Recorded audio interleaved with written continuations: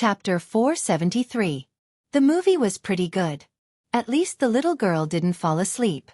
After watching the movie, she even excitedly twisted around Xianxia and said, "Daddy, space is so beautiful. When are you going to bring me to pick the stars?" In response, Xianxia didn't just brush her off. Instead, he told her seriously, when she turned 18, he would definitely fulfill his promise and bring her to pick the stars and the moon in space. Daddy is the best. Could this promise be fulfilled? For the little girl, this wasn't important at all. In reality, she just wanted to hear her father make a promise to her seriously. Every time this happened, her face would naturally reveal a pure smile that could melt a person's heart. She was happy because her father agreed to her request.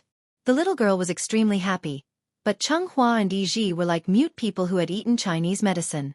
They felt bitter and frustrated. After all, a good cloud-piercing shuttle was stolen just like that. Anyone would be depressed, right? This movie was 2 hours long, so when Chen Shi and his family left the theater, it was already 2 in the morning. February 5th. Early morning. A new year had quietly arrived. The little girl yawned and then laid on Chen Shi's shoulder like a koala bear. She soon fell asleep. Hearing the sound of steady breathing, Chen Shi couldn't help but reveal a faint smile on his face. The wind on the street was very light. It was as if everything was silent. Shangjing, known as the city that never sleeps, finally quieted down. Only the roar of cars could be heard from time to time, telling the passers-by about the city's past glory.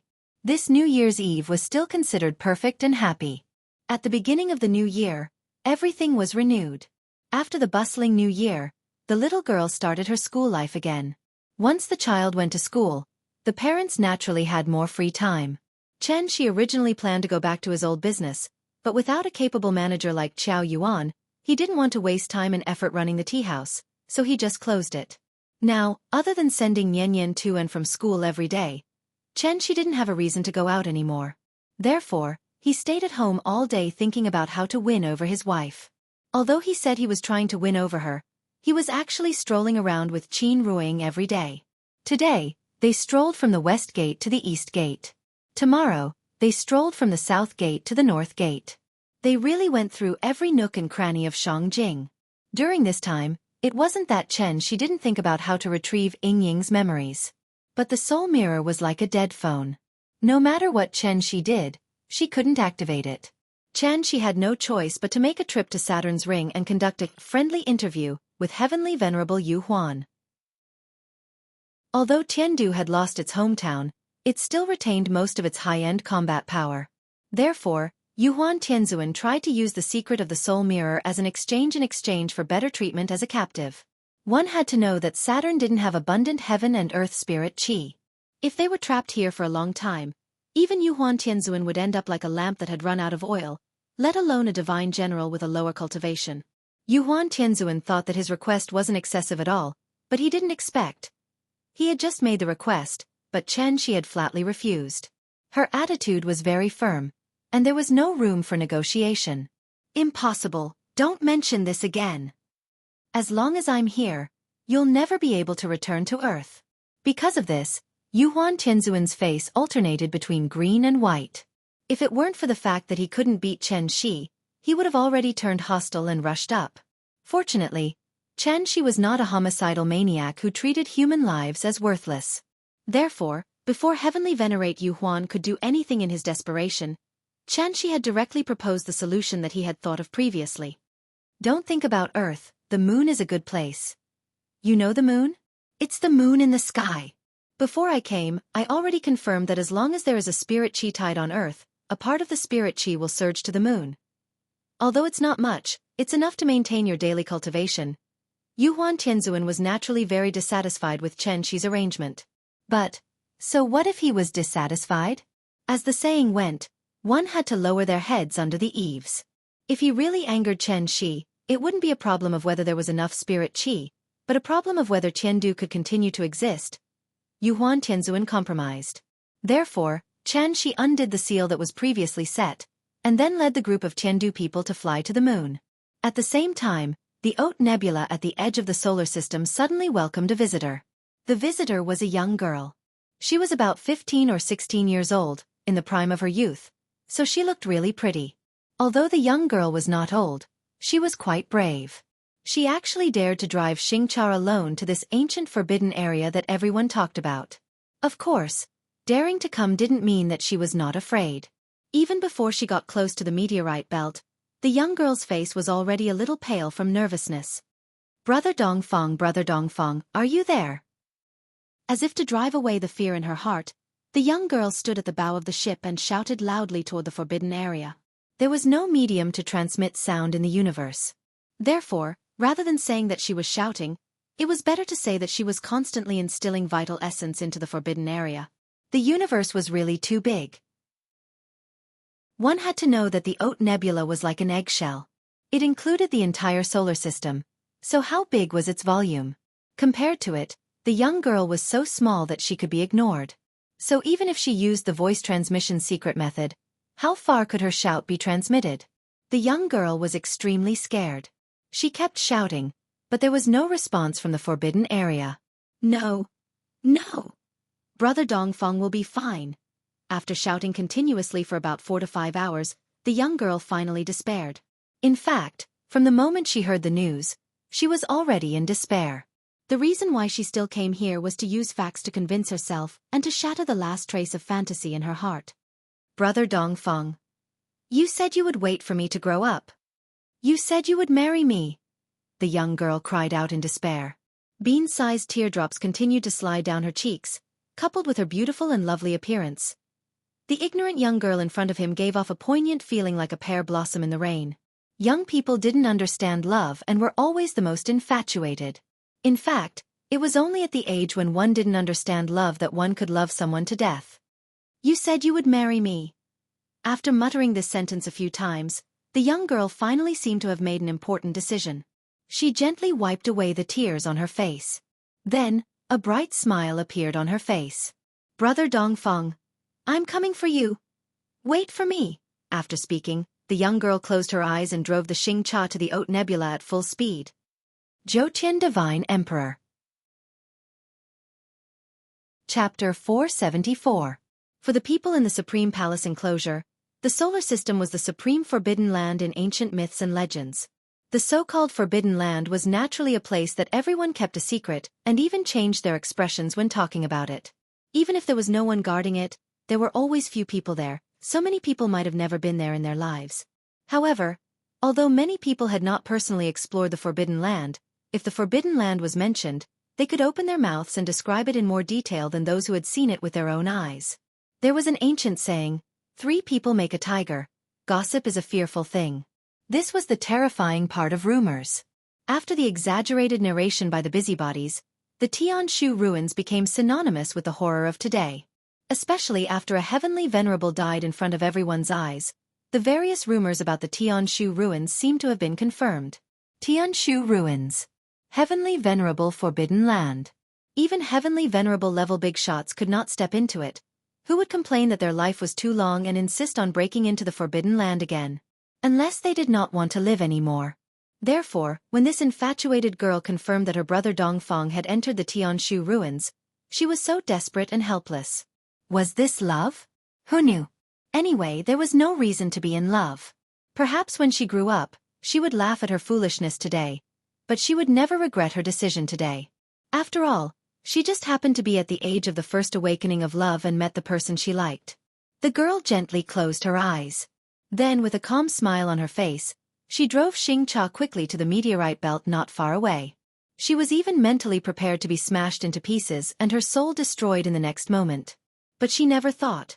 She closed her eyes and waited for a long time. When she opened her eyes again, what entered his eyes was not a land of death that was filled with danger and death. Instead, it was a boundless sea of stars that was quiet and peaceful. When one looked up, the stars in the sky were all stars. The universe was very big, and the solar system was very small. There was only one star in the entire solar system, and that was the sun. Because it was too far away, in the eyes of the young lady, the sun was like a star, silently hanging in the pitch-black sky. She turned back to look at the Oat Nebula behind her. The dense comets blocked her view like a natural moat, completely separating the Supreme Palace enclosure from the Dubhe ruins. This. The girl stood at the bow of the ship and looked around, Her eyes filled with disbelief. How could she enter the Tianshu ruins so easily? After a long period of calmness, the girl finally accepted the reality in front of her. Since she was fine, it meant the Tianshu ruins were not as dangerous as the legend said. Perhaps Big Brother Dongfang had already explored it. The girl instinctively wanted to chase after him. However, after thinking about it for a while, she suddenly turned the ship around and rushed back to the Haute Nebula. This place is too big. If I want to rely on my own strength to find Brother Dongfang, this is tantamount to looking for a needle in a haystack. No, I have to bring this news back. Unlike Chenghua's recklessness and greed, the young girl did not care about the final ownership of the Dubhe ruins. Therefore, when she confirmed that the Tianshu ruins were not dangerous, she wanted to bring this news back as soon as possible so that more people could help her find her brother Dongfang. While the girl hurried back to the Supreme Palace enclosure, Xianxia was not idle either. He arranged the Tiandu group on the dark side of the moon. Therefore, from this moment on, Tiandu was really floating in the sky. The thing to note here was, because while the moon revolved around the Earth, the moon itself was also rotating. In addition, its rotation period was the same as its rotation period, so no matter where you stood on the Earth and looked up at the sky, humans would always only see one side of the moon. As for the other side that could not be seen, it was called the dark side of the moon. In order to prevent Yuhuan Tianzuan from sneaking to the Earth, Xianxia also set up a large ceiling formation on the dark side of the moon. There were still a lot of high-end combat power in Tiandu. If they combined their strength, they might be able to break this formation by force. However, this place was too close to the Earth. Even if Yuhuan Tianzuan wanted to break the formation by force, Xianxia could immediately rush over to stop him. Therefore, after setting up the formation, Xianxia was completely relieved. At this time, Yuhuan Tianzuan seemed to have accepted his fate. Ever since the collapse of the big world, causing Tiandu to be forcibly relocated to the solar system, Yuhuan Tianzuan was like a defeated rooster. He was dejected all day long and was no longer as elegant as before. It stood to reason that a proud person like Yuhuan Tianzuan would not completely lose his fighting spirit because of one failure. Xianxia guessed that there must be some secret. Therefore, he arranged for the Tiandu group to be on the moon. After fulfilling his promise that he would treat the remnants of Tiandu well, he took the soul mirror and talked to Yuhuan Tianzuan again. Xianxia was prepared to extort a confession by torture, but he did not expect. Yuhuan Tianzuan was much more straightforward than he thought. Perhaps Xianxia was overthinking, but in short, he felt that Yuhuan Tianzuan was not too hostile to him now. Instead, he seemed to have a lot to say to him. Mutual appreciation? I'm afraid not. The two flew side by side to a nearby ring-shaped mountain top. Looking at the sparkling blue planet not far away, Yuhuan Tianzuan's tone was no longer as overbearing as before. Instead, there was an inexplicable sense of desolation. It turned out that, as early as 10,000 years ago, the Tai Ching ancestor left a prophecy that Tiandu would be destroyed one day. At that time, only the soul mirror could ensure that Tiandu's incense would continue to burn and pass down. In this regard, the 10 celestial lords of Tiandu naturally believed in it. It was precisely because of this that when Yuhuan Tianzuan learned that the spiritual qi of the lower realm had begun to recover, he began to plan to build a soul bridge and lead everyone back to Earth. The ancient immortal cultivators were forced to leave Earth, so it was natural for them to return now. Everything should have gone according to plan. Unfortunately, Xianxia's appearance caused Yuhuan Tianzuan to be forced to activate the Sun-Moon-Star Array. And everything that happened afterward completely refreshed his worldview. It wasn't until the moment the 9 stars aligned that Yuhuan Tianzuan suddenly realized. Things were not as simple as the previous celestial lords had imagined. The Tai Ching ancestor must have hidden some shocking secret. In fact, there weren't many records of the soul mirror and the Sun-Moon-Star Array in the ancient books left behind by the great ancestor. Even an outsider like Chen could see the extraordinariness of the Sun-Moon-Star Array at a glance. How could the previous celestial lords of Tiandu not see through it? Therefore, the previous celestial lords all thought that the Sun-Moon-Star Array was the last life-saving straw that the Tai Ching ancestor had prepared for Tiandu. Who would have thought? The price of activating the array was so painful. Could this be the so-called trump card? Without needing the enemy to make a move, he would first destroy the foundation? During this period of time, Yuhuan Tianzuan had been thinking about why the Tai Ching ancestor would make such an arrangement. Combined with the ancient records that he had read in the Imperial Hall, coupled with his own personal experience, Yuan Tianzuan suddenly remembered a terrifying rumor that had been circulating since ancient times. The content of the rumor was actually very simple. That was the reason why the Tai Ching ancestor led the ancient immortal cultivators to the great world to establish Tiandu was not to save the common people from suffering, but to satisfy his own selfish desires. This Tai Ching ancestor, who was regarded as a god by the ancient immortal cultivators, in fact, he was a despicable person who pretended to be righteous. The holiday is over. The new year has begun. I will strive to write more words. At the same time, I wish everyone good luck in the coming year and get promoted and rich as soon as possible. Chapter 475. The divine ancestor had once said that when Tiandu was in danger, the formation could be activated to ensure the continuation of Tiandu's inheritance. Although the Sun-Moon star formation was very powerful, the most crucial part of it was obviously that seemingly useless connate supreme treasure, the sky-bearing mirror of floating dawn. In addition, there were many different opinions about the origin of this connate supreme treasure within Tiandu. Some said it was the divine ancestor's natal magic treasure, while others said it was inadvertently found in the depths of the void. As for which was true and which was false, perhaps only the divine ancestor himself knew. Successive celestial venerables had carefully studied the soul mirror, but no one could discover any secrets from it. Over time, this connate supreme treasure was completely reduced to a useless decoration. Yuan Tianzuan was ambitious and naturally would not easily believe that the soul mirror was useless. From the day he became a celestial venerable, he had been constantly thinking about how to take the soul mirror for his own use. In order to achieve this goal, Yuan Tianzuan had even flipped through all the ancient records related to the divine ancestor. In addition to some obviously official biographies, he had even searched for many unofficial histories from the people. Thus, Yuan Tianzuan gradually understood some of the secrets of the ancient times. What needed to be mentioned here was that as long as there was political power, there would inevitably be opponents. Tiandu was no exception. The divine ancestor was not a national treasure and could not be liked by everyone, so it was inevitable that there would be some thieves with evil intentions spreading rumors to slander the divine ancestor. It was from these traitors that Yuan Tianzuan had obtained this unofficial history that was close to a rumor. According to the unofficial records, the divine ancestor was not as glorious and great as people imagined.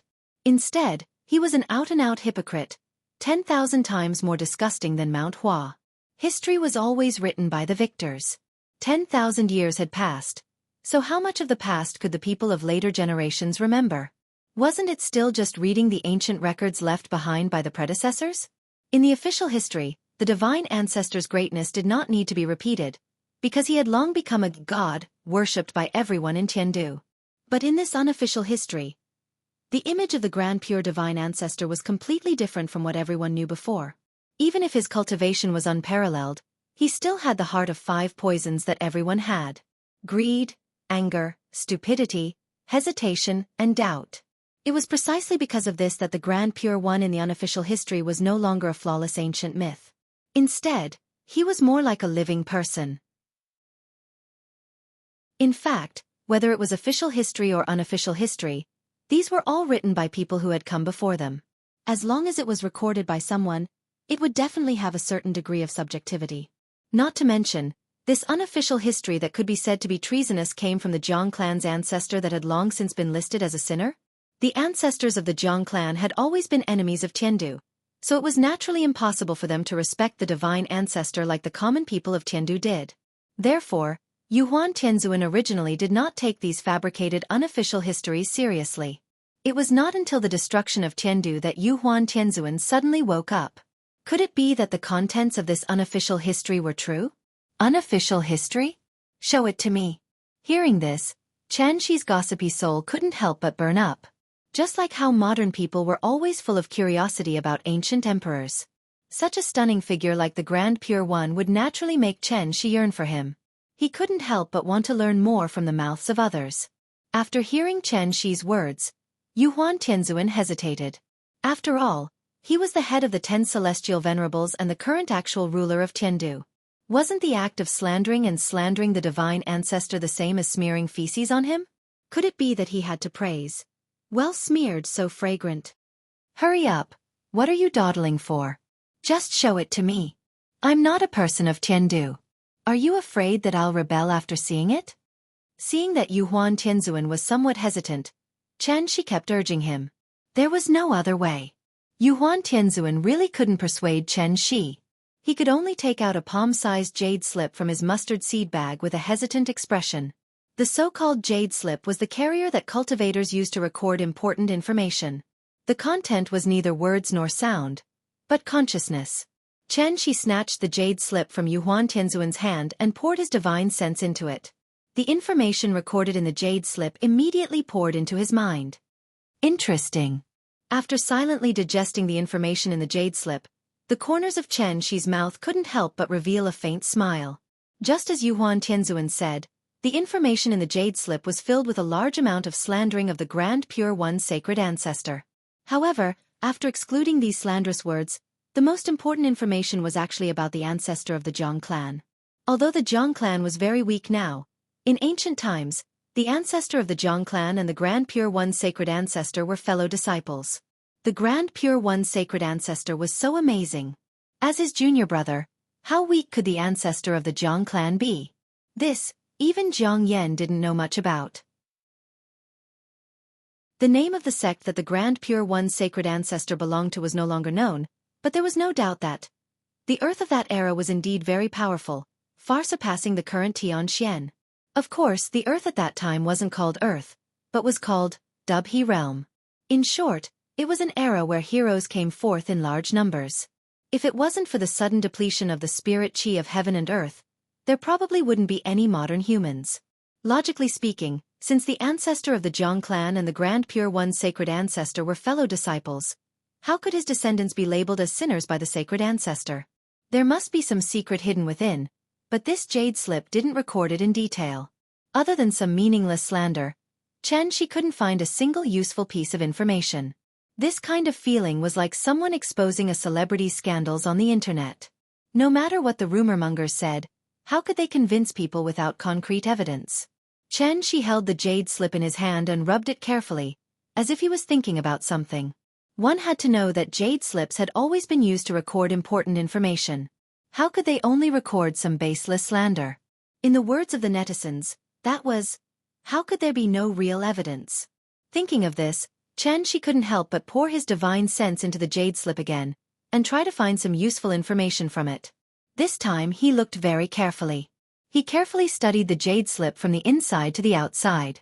And it was precisely because of this that Xianxia actually managed to find a seal in this seemingly ordinary jade slip. This seal was very strange. It actually contained some of the true meaning of the word void, so that others couldn't discover its existence at all. In other words, only cultivators at the Dongshu realm could successfully read its contents. Yuhuan Tianzuan's cultivation was only at the mid-deity transformation stage, so even if the jade slip had been in his hands all this time, he didn't know that there were other contents hidden in the jade slip.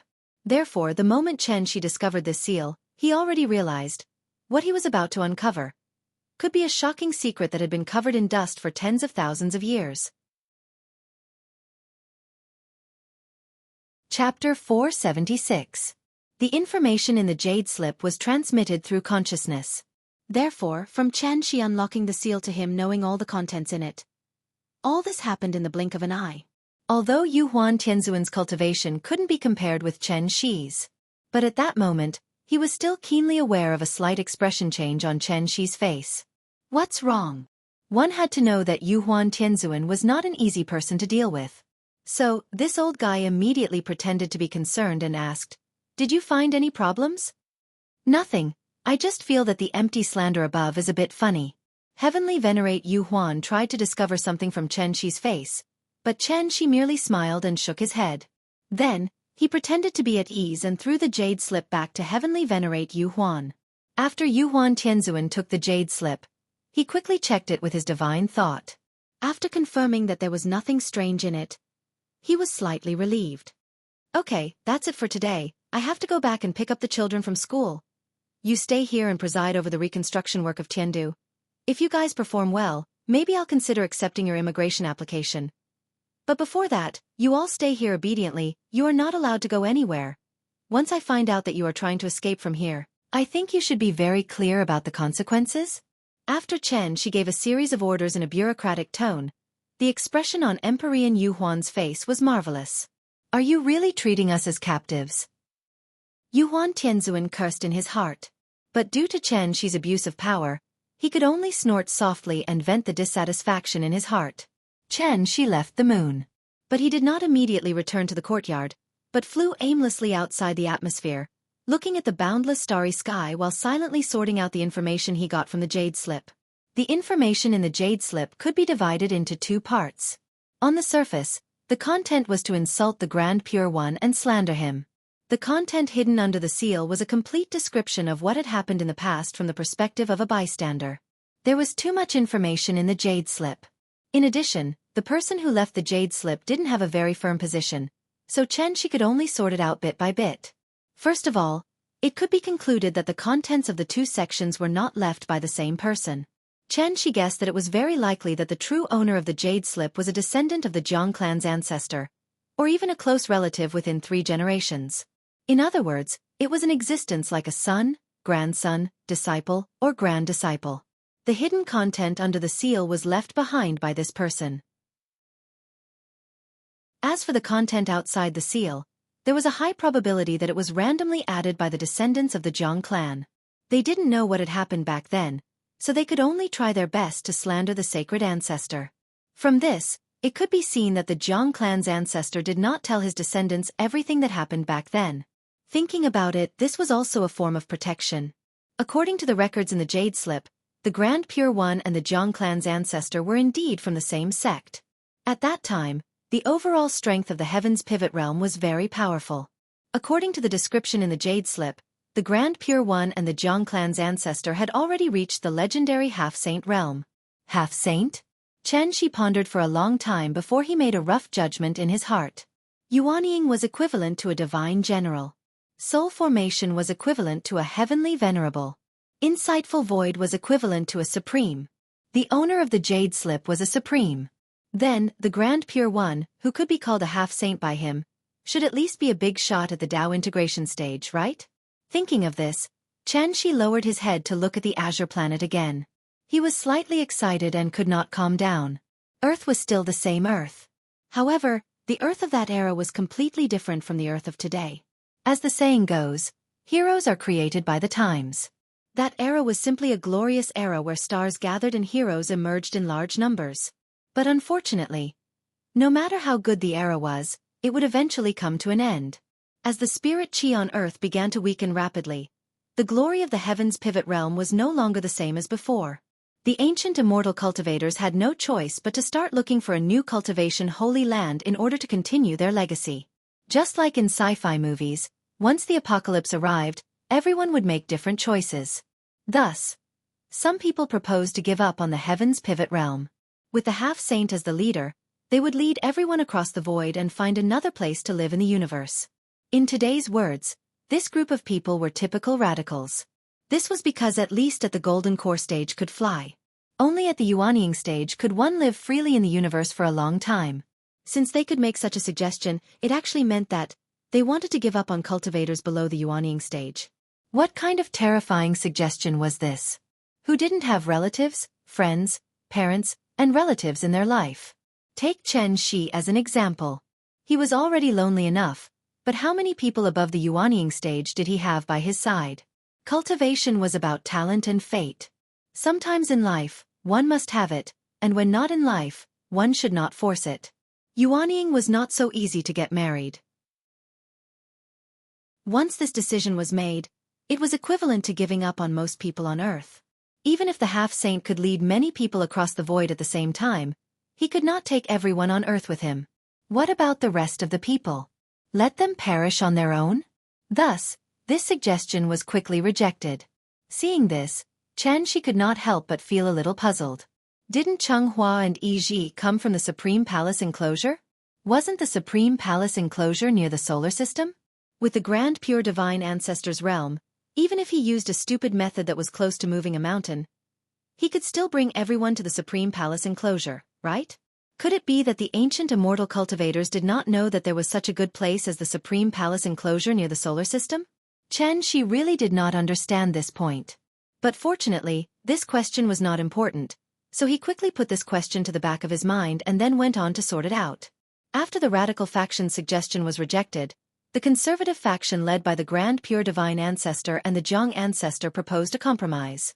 That was, integrate all the forces in the Tianshu realm and send out the strongest people from each sect. Then, these people would be led by a half-saint to find a suitable cultivation holy land in the universe. After they found it, everyone would come back to discuss how to move everyone on Earth over. This suggestion was unanimously approved by everyone. At the very least, they would not just pack up and leave, right? Thus, the Grand Pure Divine Ancestor and the others set off. But what no one expected was, when they left, they were gone for as long as 20 years. The people who stayed on Earth looked forward to the stars and the moon every day, almost always looking forward to their return. Finally, the Grand Pure Divine Ancestor and the others returned. It was important to note that when the Grand Pure Divine Ancestor set off, his cultivation was not much different from the others. He was only a half-saint.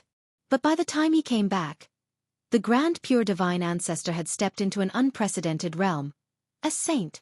This was an extremely good thing. After all, even though the Tianshu realm was unparalleled at that time, it had been tens of thousands of years since a saint had appeared. The Grand Pure Divine Ancestor's breakthrough was really good news for the ancient cultivators who were shrouded in the shadow of doomsday. But before they could rejoice, bad news followed one after the other, and everyone was dumbfounded. Although the Grand Pure Divine Ancestor had successfully entered the saint realm, the 5 half-saints and more than 10 supremes who had traveled with him had all died. Everyone was dead. Only the dying Jiang Ancestor was left. If the Grand Pure Divine Ancestor had not done his best to save him, even the Jiang Ancestor would have died on the way home. At that moment, there was only one question left in everyone's hearts. How was this possible? The 9 Heavens Divine Emperor. Chapter 477. No one knew what had happened to the sacred ancestor and his group in the depths of the starry sky. No matter who asked, the sacred ancestor kept his mouth shut. One had to know that the people who had traveled with him were all the top figures of the various sects and clans. These people had died in the depths of the universe without even a corpse. Naturally, their descendants could not accept this fact. As a result, the descendants of these half-step saints jointly wrote a letter, asking the sacred ancestor to give everyone a reasonable explanation. Although the sacred ancestor had given in, he did not tell everyone what had happened in the past 20 years. Instead, he gave a simple summary, saying that his group had encountered great danger in the Great Void and that it was already a great blessing to be able to return. And then there was no more. There was not even a reasonable explanation. This time, not only the descendants of the half-step saints, but even the ordinary onlookers could not help but be puzzled. Why are you able to survive when all of your companions are dead? Moreover, you lived a better and more carefree life, and even became a saint because of this? Due to the might of a saint and the fact that all the half-step saints who could mediate with him had fallen, the sacred ancestor became the #1 person in the heavens pivot realm after returning. No one dared to question him in front of his face, but the rumors became more and more intense in private. There were even some people who made wild guesses. The sacred ancestor and his group might have discovered the immortal emperor's treasury in the depths of the universe, and the half-step saints who accompanied them died in this treasury. Opportunities were always accompanied by risks. In the moment of danger, the sacred ancestor decisively dragged everyone down with him. As a result, he obtained the immortal emperor's inheritance and became a saint in a short 20 years. Otherwise, how could one explain the sacred ancestor's sudden increase in cultivation? This kind of baseless guess was almost equivalent to slander. Even so, the sacred ancestor was still unwilling to mention the details. In desperation, everyone could only cast their gazes on the last survivor of this trip, and that was the Jiang ancestor. At this time, it was likely that only the Jiang clan's ancestor knew what exactly happened in these 20 years. But what was regrettable was that, even though the Jiang ancestor's cultivation was extraordinary, when he was brought back by the Supreme Pure One, he was already heavily injured. For immortal cultivators, physical injuries were naturally not a problem. However, the Jiang clan's ancestor did not only have injuries on his physical body. The truly fatal injury was still the injury on his soul. It was unknown what they had experienced. In short, when the Jiang ancestor was brought back by the Grand Pure Divine Ancestor, he was already on the verge of death, as if he had entered a state of suspended animation. Now, The only survivor was in a vegetative state. As long as the Grand Pure One did not take the initiative to mention it, who would know the secret? Rumors were just rumors. One day, they would collapse on their own. That was because people were forgetful. As the Grand Pure Divine Ancestor began to build the Sky Capital and prepare to open the Sky Gate to lead everyone to the outside world, no one dared to talk about the Divine Ancestor in private anymore. It didn't matter how the Grand Pure Forefather had found the major world. Its appearance was like a ray of light in the darkness, illuminating the path forward for the ancient cultivators. If he continued to spread rumors and go against the venerable ancestor, wouldn't he be digging his own grave? Therefore, other than a few people led by the Jiang clan who chose to stay in the Heaven's Pivot Realm, most of the ancient immortal cultivators followed the Tai Ching Divine Ancestor to the Great World. What needed to be noted here was, it was different from what Xianxia understood. It was not that the Grand Pure Divine Ancestor had given up on the Jiang clan, but that the Jiang clan had voluntarily chosen to stay in the lower realm. The reason why the Jiang clan had become a sinner clan was that after the Divine Ancestor passed away, the Jiang clan still refused to be disciplined by the Sky Capital. The Grand Pure Divine Ancestor might not care about their crime of spreading rumors in private because of their old friendship. However, the successor of the Sky Capital would definitely not tolerate anyone slandering the Divine Ancestor. Therefore, the Jiang clan was judged as a sinner clan. Even the heavens would not tolerate sinners. That was the main content recorded in the Jade Slip. Other than these old matters, what really attracted Xianxi's attention was actually a memory from the Jiang clan ancestor. Yes, the Jiang clan ancestor's memory. No one, including the descendants of the Jiang clan, knew. Not long after the Grand Pure Divine Ancestor led the ancient immortal cultivators to the Great World, the Jiang clan ancestor, who had been in the state of a living dead, actually woke up again. Logically speaking, the Jiang clan ancestor's soul had long been shattered, and there should be no possibility of him waking up. Therefore, after the Grand Pure Divine Ancestor came to visit a few times, he never came again. Even a saint like the Grand Pure Divine Ancestor could not save him. What method did others have to wake up the Jiang clan ancestor? But here was the strange thing. Just as the Grand Pure Divine Ancestor left, the Jiang clan ancestor actually woke up. At that time, only the owner of the Jade Slip was accompanying the Jiang clan ancestor, so the Jiang clan ancestor directly poured this memory into the mind of the owner of the Jade Slip. Then, as if he had obtained some kind of relief, the Jiang clan ancestor rode a crane to the west with a smile on his face. The last half-saint of the heavenly pivot realm fell. The Jiang clan ancestor left with a smile. However, after the owner of the Jade Slip obtained this memory, he was completely shocked by the scene in the memory. After thinking about it again and again, the owner of the Jade Slip decided to seal this past and record all the causes and effects into the Jade Slip. He set up a seal and waited for the fated person to know. Obviously, Xianxia was that fated person. Therefore, he was also shocked by this memory at that time, which was why Yuhuan Tianzuan noticed something strange. It turned out that the Grand Pure Divine Ancestor and his group had never left the solar system. Just as they flew to Saturn, a dark fissure suddenly appeared in the void and sucked the group of half-sages and supreme martial artists into it. It was a boundless dark space. After the Jiang clan ancestor fell in, he was separated from the others. He flew in the dark space for thousands of years until he was exhausted and the true essence in his body was about to be exhausted. Only then did the Jiang clan ancestor discover a ray of light. Wasn't this feeling very familiar? Wasn't it exactly the same as the strange thing that Xianxia had experienced before? However, it was different from what Xianxia had experienced. After the Jiang clan ancestor escaped from the dark space, he did not go to the great world. Instead, he returned to the place where they had disappeared. Then, the Jiang clan ancestor met the Grand Pure Divine Ancestor who was quietly floating in the void and holding the heaven-bearing efficate floating mirror. At that moment, the image of the Grand Pure Divine Ancestor was completely different from the Jiang clan ancestor's memory. His appearance did not change at all. However, the monstrous pressure that was constantly emitted from his body, as well as that pair of eyes that looked down on all living things, made the Jiang clan ancestor, a half-saint, feel faintly panicked. Therefore, the Jiang clan ancestor firmly believed that the person in front of him was definitely not the Grand Pure Divine Ancestor he knew. As expected, just as the Jiang clan ancestor was stunned, the Grand Pure Divine Ancestor actually aimed the heaven-bearing efficate floating mirror at him. With a flash of white light, the Jiang clan ancestor's memory was completely cut off. However, the last scene in his memory was not the scene of the grand pure divine ancestor attacking him. Instead, it was the space wonder that had already formed behind the grand pure divine ancestor. Scattered stars, 9-star alignment.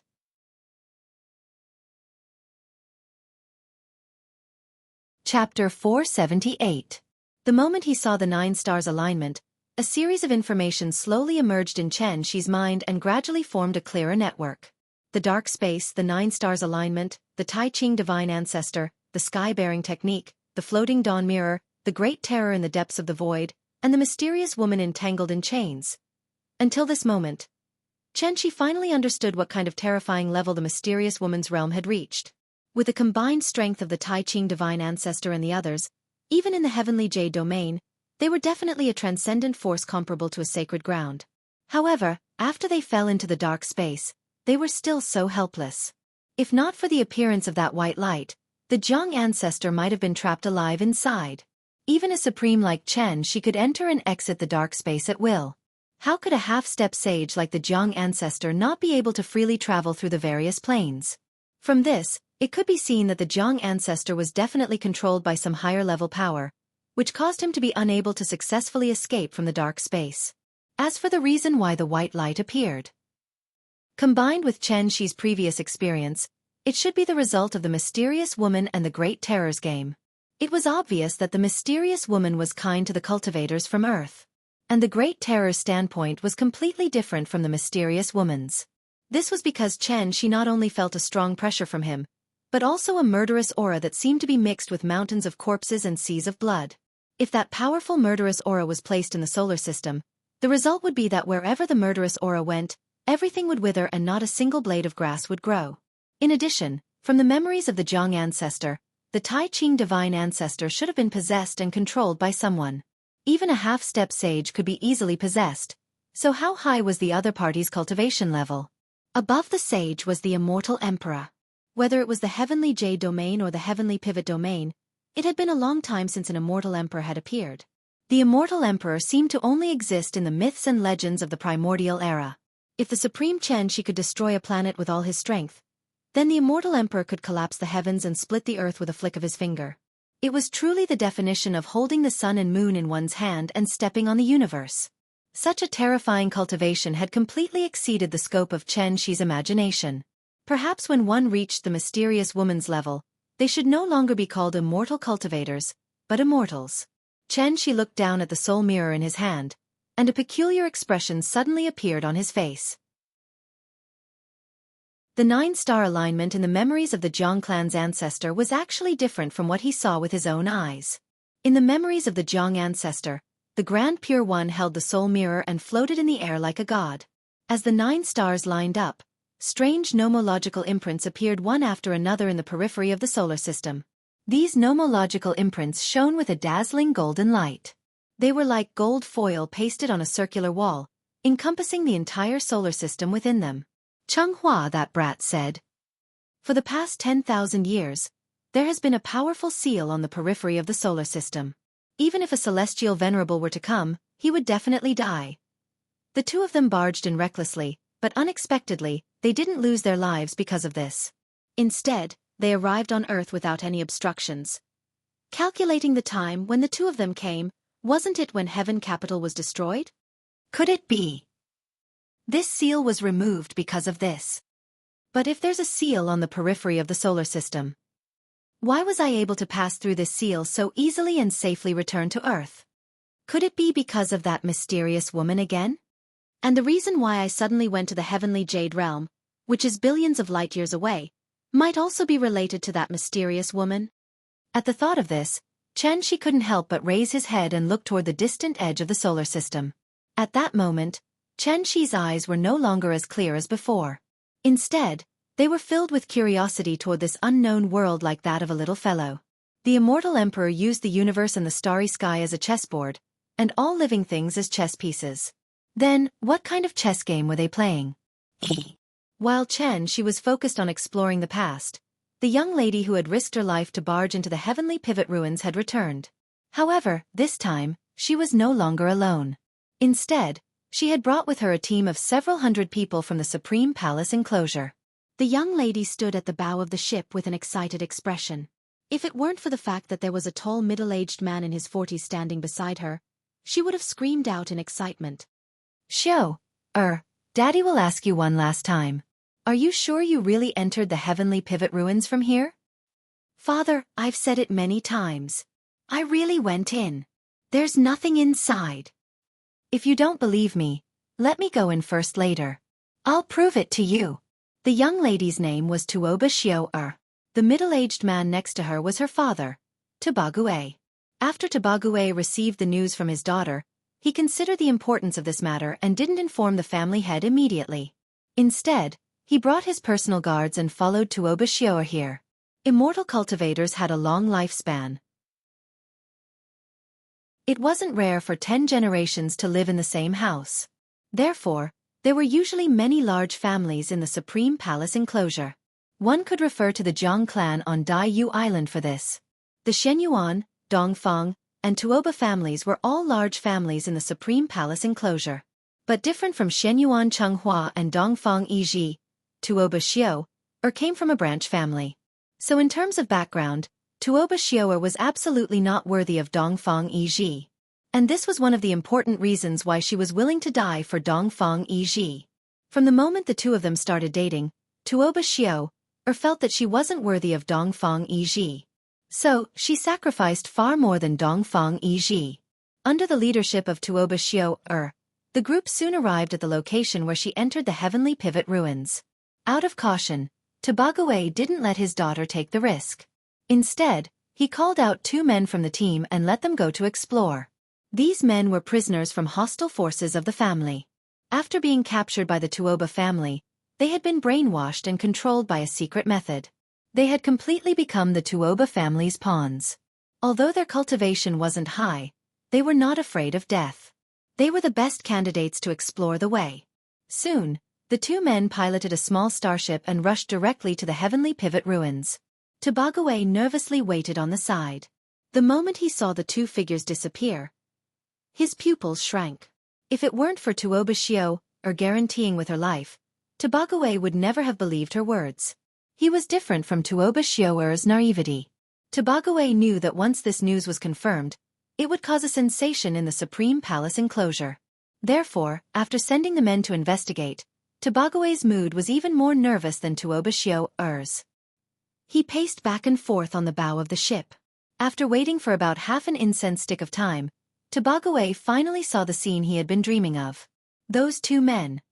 They actually came out of the heavenly pivot ruins unscathed. Listen to my orders. Set off.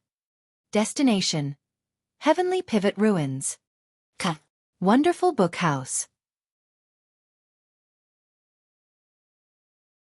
Chapter 479. Xianxia returned to the Sai courtyard with the soul mirror after learning about the Tianshu ruins. The soul mirror. Sky-bearing technique. Floating dawn mirror. It was laughable that this innate treasure, which could kill a half-step saint in the hands of the Grand Pure Ancestor, had been treated as a useless treasure for tens of thousands of years. Therefore, when Xianxia learned of the true power of the soul mirror, he began to think about how to take it for his own use. On one hand, it was because part of Yingying's soul was still imprisoned in it. On the other hand, it was because he didn't have a single magic treasure to back him up. If he encountered an opponent weaker than himself, Xianxia might be able to rely on his cultivation level to suppress them and win easily. However, if he encountered a half-step saint who was at the same cultivation level as him, or even a higher one, Xianxia reckoned that he wouldn't be able to protect himself at all. Moreover, there were signs of an immortal emperor appearing in the world. Xianxia didn't think that he could jump around in front of an immortal emperor with his mere dongshu cultivation. Although the mysterious woman didn't seem to have any enmity towards him, as the saying went, if you leaned against a mountain, it would collapse. If you leaned against a man, he would run away. The mysterious woman had already saved him once. Would she save him a second time? If he couldn't even protect himself, how could he protect his family? Therefore, the matter of increasing his strength was imperative. Xianxia finally had some sense of crisis. If his sister-in-law knew about this, she would probably be sincerely happy for him. However, at the Dongshu realm, Accumulating the world's spiritual energy wasn't so important anymore. Comprehending and applying the laws of heaven and earth was the only thing Xianxia needed to focus on now. Therefore, Xianxia set his sights on the strange dark space. The flow of time in the dark space was very strange. Compared to Earth, time inside could even be said to be stationary. After all, a day in the dark space was roughly equivalent to a year on Earth. What kind of terrifying time ratio was this? Although there was no matter or spiritual energy in the dark space, Xianxia needed to calm down and stabilize his cultivation. Therefore, the dark space became the best place for him to cultivate. After entering the Dongshu realm, Xianxia actually had the ability to travel between planes. However, the prerequisite was that he had to know the coordinates of the small plane he wanted to go to. The universe where Earth was located was the main plane. The dark space and the large world were small planes. Small planes were unstable, and at the same time, extremely difficult to discover. If he didn't leave the coordinates in advance, Xianxia wouldn't be able to find the specific location of the small plane even if he poked a hole in the sky. This was the fundamental reason why the Grand Pure Ancestor and the others had spent so much effort to find another cave abode in the universe. Dongshu stage immortal cultivators would only be able to freely travel to and from small planes after finding them through spatial rifts and setting up coordinates in them. Night. After the little fellow fell asleep, Xianxia couldn't wait to fly into the air and get busy. This was the first time he took the initiative to enter the dark space. Therefore, after closing his eyes and adjusting his breathing to bring his body to the best state, Xianxia gently exhaled a mouthful of turbid air and prepared to start trying to open the passage between the two worlds. Opening the passage was actually the same as opening the heavenly gate. Therefore, the moment Xianxia moved, an extremely strong spiritual energy fluctuation was set off 10,000 meters in the sky. Under the guidance of the spiritual energy, the clouds were like a vortex, gradually forming a huge cyclone. Then, an extremely dazzling light suddenly bloomed in the center of the cyclone. Like the heavenly gate, the position of the light was obviously the entrance of the passage between the two worlds. Seeing this, Xianxia didn't hesitate at all. His body swayed and he directly flew toward the light. It was like diving from a high platform.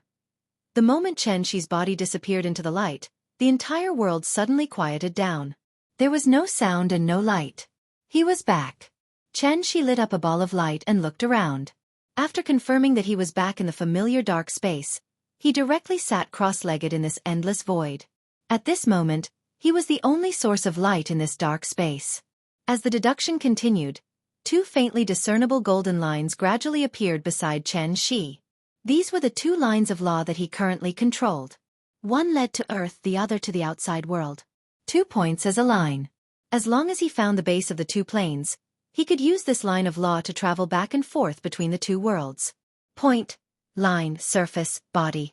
And this was the basic form of the first law of heaven and earth.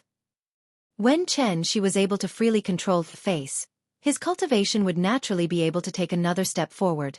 Today was the weekend. Primary school students did not have to go to school on weekends, so every Saturday night, the little girl would play until late into the night, until the next morning when she would wake up. Early in the morning, the little girl did not see Xianxia when she woke up, so she took advantage of the time when Qin Ruing was cooking for her to stroll around the courtyard. After this period of time together, Changhua and Yiji were already very familiar with the little girl. Therefore, when the little girl saw the two dejected coming out of the room, she enthusiastically greeted them. "Brother Changhua, Brother Yiji, good morning." "Good morning, Nian Nian. Good morning to you." Changhua did not say anything, and Yiji did not seem to be in a good mood. After trying hard to squeeze out a smile at the little girl, the two were like students who had made a mistake, obediently waiting outside the Chuehua gate for Qin Shueqing's call. It was not that they were deliberately giving the little girl a hard time, but the reason why their mood was so heavy was because today was the day of being beaten again. Qin Wanqing was incredible now. After this period of actual combat tempering, she had completely walked out of a martial artist's path that belonged to her. So even if the two of them attacked together, they were not her match at all. Qin Shueqing seemed to be very vengeful. As her strength grew stronger, her attacks became more and more ruthless, so that the two of them would be beaten half to death by her every time. Although their lives were not in danger, but it was really painful. Looking at the two of them now, where was the young and frivolous attitude they had when they first came here? Their injuries had just recovered, and sister-in-law was ready to ask them to go out to practice again. The little girl did not know the details. Therefore, when she saw Qin Shueqing coming out of the room, she enthusiastically greeted Qin Shueqing. "Aunt, are you going out to play? Can you bring me along?" Hearing this, Qin Shueqing suddenly stopped in her tracks. She lowered her head and looked at the cute little niece in front of her, who was like a porcelain doll. Looking at her big bright eyes, Qin Shueqing could not help but hesitate for a moment, as if she was thinking about something. After a while, Qin Shueqing made a decision in her heart. Didn't Chen she not want Nian Nian to cultivate? Then I'll make her want to learn. Therefore, Qin Shueqing was like an evil woman who used a lollipop to lure a little girl, and for the first time, a smile hung on her face. "Nian Nian, Aunt wants to take them to practice martial arts. It's the kind of martial arts that you see on TV. Do you want to learn? If you want to learn, Aunt can teach you." Zhouqian Divine Emperor. Chapter 480. Martial Arts. After hearing Qin Shueqing's words, the little fellow suddenly blinked her eyes blankly. It was no wonder that her reaction would be so cute and slow. After all, Nian Nian was still young. Currently, she was only at the age where she liked to watch cartoons. Although it was not that she had never watched Wuxia movies, but the Wuxia movies that were popular in recent years could not be regarded as Wuxia movies in the true sense. At best, they could only be regarded as historical romance movies. Just based on those melodramatic romantic scenes, how could they win the hearts of children? Therefore, the little fellow's impression of martial arts was completely at the ignorant stage. She could not be compared to the children of the 80s and 90s. 20 or 30 years ago, children usually liked to use a wooden stick as a long sword. They learned the martial arts moves on TV, and before they made a move, they must shout out the name of the move. For example, the 18 dragons subduing palms, 9 strategies beyond the swords, Buddha's palm and other martial arts skills. Basically every child knew 1 or 2 moves. Thinking about it, he felt a little regretful. It was a pity that the little fellow was not born in the hot-blooded era where the martial arts atmosphere was pervasive. Qin Shueqing's attitude towards the little fellow had always been neither cold nor warm. Today, she rarely took the initiative to take her to play, so the little fellow was naturally very happy. Therefore, she immediately blinked her big bright eyes, and then slightly tilted her head and asked in a coquettish voice, "Auntie, what is martial arts? Is it fun?" "It's fun. After you learn it, you can be like the heroes on TV, there's nothing you can't do." "Really?" "Of course, why would Auntie lie to you?" At this moment, the smile on Qin Shueqing's face was really very bright. Looking at her proud look, she was simply like a demon holding candy to lure a little girl. She was just short of raising her tail. "Hey, you two come over here. I'll show Nian Nian what martial arts are." Qin Shueqing had always been taciturn. Today, in order to lure the little fellow to take the bait, she really used 120% of her strength. Seeing that the little guy seemed to be tempted, Qin Shueqing immediately let Chenghua and Yiji come to the center of the courtyard, ready to use them as punching bags to show the little guy what martial arts were. Since he said it was martial arts, then he definitely couldn't use magic. Chenghua and Yiji had been beaten up all this time, and under the influence of what they heard and saw, the two of them had learned a few fierce moves. As a result, a scene that shocked the little fellow appeared.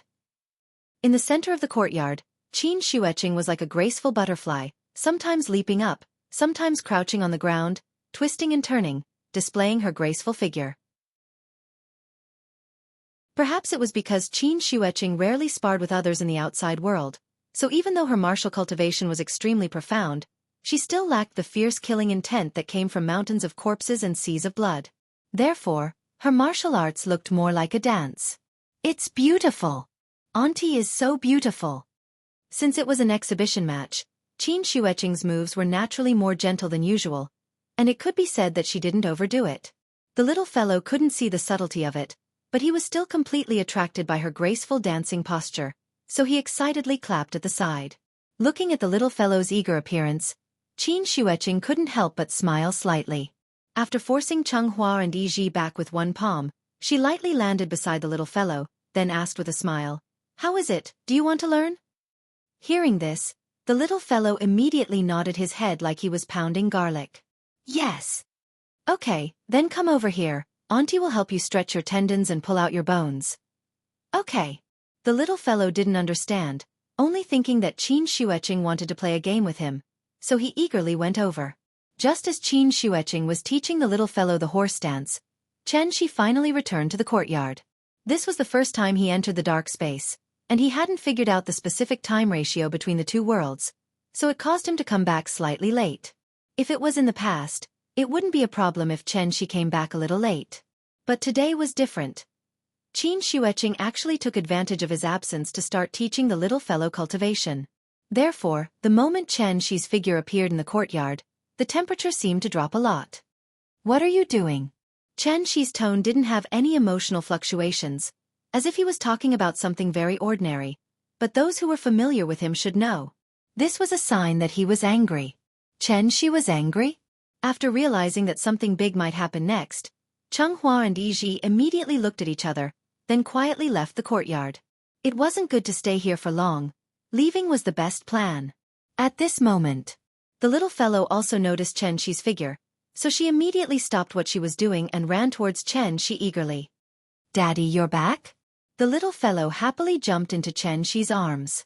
Xianxia gently pinched her little face, then directly carried her from the ground. "Yes, Daddy went out to do something just now, so I didn't have time to make breakfast for you. You're not hungry, are you?" "I'm not hungry." The father and daughter talked as if there was no one else around, while Qin Shueqing waited silently by the side. When Xianxia looked at her, Qin Shueqing calmly replied, "I'm teaching her martial arts." Hearing this before Xianxia could reply, the little fellow happily interrupted and shouted, "Auntie is teaching me martial arts, it's very fun." "Daddy, do you want to learn?" "Is that so?" Xianxia chuckled. He gently reached out and pinched the tip of the little fellow's nose, which immediately caused her to act coquettishly. Xianxia seemed to be trying to make the little girl happy, but a question suddenly popped out of her mouth. "Why did you teach her without my permission?" It had to be said that his sister-in-law's behavior today really annoyed Xianxia a little. After all, from the day he returned to Earth, he had made up his mind to create an ordinary and happy childhood for the little fellow, just like ordinary children, to enjoy the pure happiness that they should enjoy at their age. The road of cultivation was long, but childhood was only a few short years. Did he want to deprive her of even these short years? "She's willing to learn, I'm willing to teach, it's that simple." "Then did you ask for my consent? Do you need it? Don't you need it?"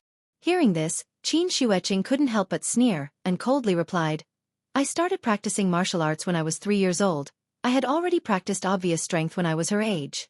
Since learning martial arts is good for the body, why don't you let her learn? She's just a child." This time, Xianxia was really a little angry, so even his tone became much colder. Seeing this, Qin Shueqing was not afraid. Instead, she righteously retorted, "She is also a person with the ability to think independently. Please ask her whether she is willing to do it before you make a decision for her." "You," being choked by Qin Shueqing, Xianxia was so angry that he couldn't even speak. At this moment, the atmosphere in the yard was really a little awkward. The little fellow lay on Xianxia's shoulder, looking left and right at her father, right at her aunt, completely not understanding what they were quarreling about. But fortunately, just when Xianxia and Qin Shueqing were in a deadlock, Qin Ruing suddenly appeared.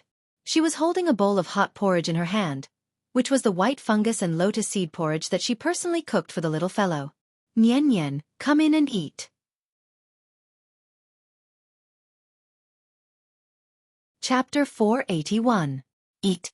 After hearing Qin Ruing's call, the little fellow's eyes suddenly lit up.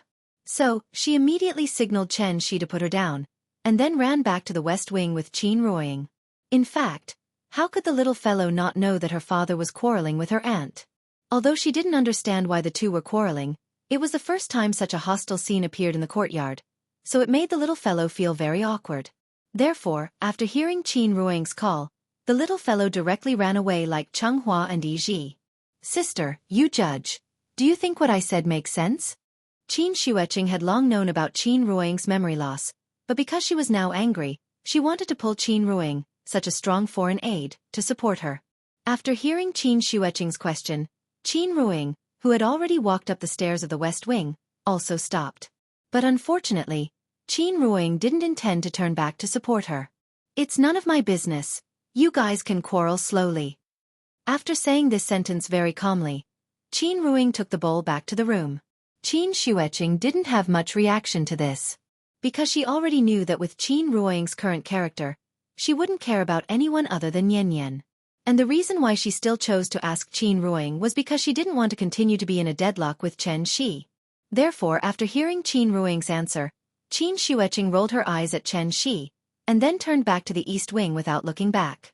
This is great. In the courtyard, which was very lively just now, in the blink of an eye, only Chen Shi was left alone. Chen Shi was really depressed in his heart, but there was nowhere to vent, so he could only return to the guest room with a stomach full of resentment like the two sisters. What could he do? Was he going to beat his sister-in-law? This was the first time that someone questioned Chen Shi's education philosophy. Long before Qin Ruing lost her memory, Chen Shi had already discussed with Qin Ruing whether to teach the little fellow to cultivate. Unlike Chen Shi's firm attitude, Qin Ruing's attitude at that time was somewhat ambiguous. She neither agreed nor opposed, as if she wanted to leave this decision to the little fellow herself. But how old was Yan? How could she understand what cultivation meant? It was also because of this that Chen Shi never thought of teaching Yan cultivation. Qin Xueqing's words seemed to be very reasonable, but she had never even had a boyfriend, so raising a child, she knew nothing. Chen Shi sulked in the room. But after thinking about it, his mind was still haunted by Qin Xueqing's powerful question. She is also a person with the ability to think independently. Please ask her if she agrees before you make a decision for her. Am I really meddling too much?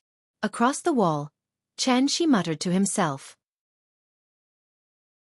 Then, as if he had thought of something, he suddenly got up and quickly left the room, then came to the outside of the west wing, and looked at the mother and daughter in the room through the window. In the room, the little fellow was holding a big bowl of porridge and slurping it. Qin Ruing sat next to her and whispered from time to time, "Drink slowly, be careful not to choke." What a beautiful scene this was. Seeing this scene, Chen Shi's depression in his heart suddenly disappeared. He silently waited outside the window. After the little fellow finished her breakfast, she looked back and saw that her father was still outside the room. She immediately became as happy as a little bird, opened her arms and threw herself directly into Chen Shi's arms. "Dad, the porridge made by Mom is delicious. But Mom also said that you can't eat it. Dad, are you envious of me, haha?" Hearing this, Chen Shi couldn't help but laugh and pinch her little face, pretending to scare her. "Eat, eat, eat, all you know is to eat all day. Be careful, you will become a big fatty in the future. Then no one will like you." "Why won't anyone like me if I become fat? Dad, didn't you say that you like me the most?" The little fellow pouted unhappily, as if she was angry. Seeing this, Chen Shi could only quickly coax her. "Dad will definitely like you, no matter how you look in the future. In Dad's heart, Yan will always be the most beautiful girl in the world." After hearing Chen Shi's answer, the little fellow rolled her big eyes and suddenly grinned. "What about Mom? Is Mom not beautiful?" "Mom is as beautiful as you." "Really? Of course you are Mom's child. How could you look different from Mom?" "That's right. Then when I grow up, I will definitely be as beautiful as Mom." As if she had encountered something extremely happy, the little fellow giggled, which made Chen Shi couldn't help but laugh foolishly with her. The father and daughter stood on the steps and whispered to each other. After Qin Ruing cleaned up the table and prepared to go back to the kitchen to wash the dishes, Chen Shi offered to help her wash the dishes. Unexpectedly, Qin Ruing didn't even look at him. She carried the bowl and chopsticks to the kitchen, minding her own business. Chen Shi had long been used to Qin Ruing's current attitude, so he didn't take it to heart. Seeing that his wife didn't need his help, he carried the little fellow back to the guest room where he was currently staying. Just as he returned to the room, Chen Shi put away the smile on his face, and with a very serious expression, he looked at the little fellow and asked, "Yan, tell Dad honestly. Do you like the things that Auntie taught you?" Hearing this, the little fellow blinked her eyes, as if she didn't quite understand the meaning of his words. Just as Chen Shi expected, she was only a 6-year-old child. How could she understand what cultivation meant? It was like parents sending their children to learn music, art, and dance. Without the guidance of parents, no matter how talented a child was, it was impossible to be naturally interested in these things. And on this question, Chen Shi did indeed make a mistake. That was, he had never let the little fellow come into contact with cultivation, So how could he judge whether the little fellow liked cultivation or not? His sister-in-law wasn't wrong. Since Nian was a person with the ability to think independently, then she should have her own choice. Just like learning music, art, and dance. There were no disadvantages to cultivation. Instead, there were countless benefits. So, on the premise that he had the resources in this area, why couldn't he leave the choice to the little fellow herself? If Nian liked it, he would teach her. If Nian didn't like it, then it was fine not to learn. Therefore, after thinking this point through, Xianxia very solemnly handed the choice to the little fellow. Nian, tell Dad. Do you want to learn? 9 Heavens Divine Emperor. Chapter 482. Do you want to learn? The little fellow was not used to Xianxia being so serious. Therefore, while she was thinking hard about the true meaning of this sentence, she couldn't help but put her thumb in her mouth. While sucking on her finger, she tilted her head and seriously thought about her father's words. You're not allowed to eat your finger. Xianxia saw the little fellow's hesitation. Therefore, he gently removed the little fellow's finger from her mouth and hugged her in his arms. Then, using a very gentle tone, he asked again, Don't be afraid, just tell Daddy if you want to learn or not. If you want to learn, Daddy will teach you. I promise I'll teach you better than Auntie. After hearing Xianxia's words, the little fellow finally reacted.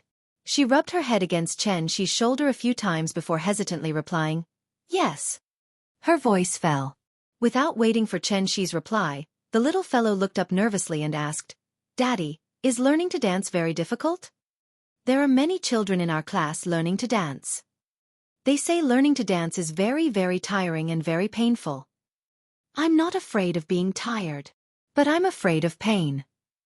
The little fellow's voice became softer and softer until it was almost inaudible like a mosquito. At this moment, Xianxia finally understood her thoughts. After all this time, the child actually understood learning martial arts as learning to dance. Xianxia did not know whether to laugh or cry. Looking at the little fellow's reluctant look, Xianxia could not help but smile and rub her little head. Then, he carried her to the bed and said to her with a serious face, Nian, you have to know. No matter what you learn before you learn it, it will be a very difficult and tiring process. So before you choose to learn, you have to make up your mind and confirm if you can really endure this hardship. If you feel tired and tiring halfway through learning, or even unwilling to learn anymore, then no matter if you learn to dance, learn to draw, or learn anything else, you are destined to achieve nothing. So you must remember what I said to you today. There is only one way to fail, and that is to give up halfway. Once you've made your choice, you have to persevere no matter how hard it is. Do you understand? Xianxia tried his best to speak slowly so that the little fellow could hear every word he said. After hearing this, the little fellow's reaction was just as Xianxia had expected. After all, Nian had never been a spoiled child who was afraid of hardship and fatigue. She could understand and distinguish right from wrong. Therefore, when Xianxia asked her again if she wanted to learn, the little girl's hesitation disappeared and turned into determination. Yes. Whether it was learning martial arts or dancing, it was fine. The little fellow's attitude was what Xianxia really cared about. Since she had already made up her mind, how could Xianxia stop her? All right, then Daddy will teach you personally. Remember, don't listen to your aunt in the future. Jingle, jingle, jingle. What does she know? Daddy can flatten her with one hand. Come, sit down first. Daddy will teach you how to draw qi into your body. Don't worry, it won't hurt at all. Xianxia finally began to teach the little fellow cultivation. Of course, the things he taught were completely different from what Qin Xueqing taught. Qin Xueqing only wanted to teach the little fellow martial arts, but Xianxia directly taught her the immortal cultivation method. So the question was, why didn't her sister-in-law directly teach the little fellow the immortal cultivation method that Xianxia taught her? Instead, she only taught the little fellow some basic skills of tendons and bones? One had to know that her sister-in-law had been a heavenly being for a long time, and was already considered a real immortal cultivator. The reason why she didn't directly teach the little fellow cultivation was actually because she had considered Xianxia's attitude towards this matter. Therefore, she used martial arts as an excuse to indirectly remind Xianxia. The child was not young anymore, so she naturally knew what to do and what not to do. Since cultivation was not harmful to the little fellow, and it could even strengthen her body and enhance her physique. Why didn't she learn it? Swords and sabers were innocent, and sins were all caused by people's hearts. Qin Shueqing's point of view was not wrong, so although she had a sour face all day long, her heart was warm. She was afraid that the little fellow would accidentally hurt other children at school, but with the little fellow's current wisdom, how could she bully others for no reason? After all, she was now a class leader, a young pioneer, and a candidate for the school's 3 good students.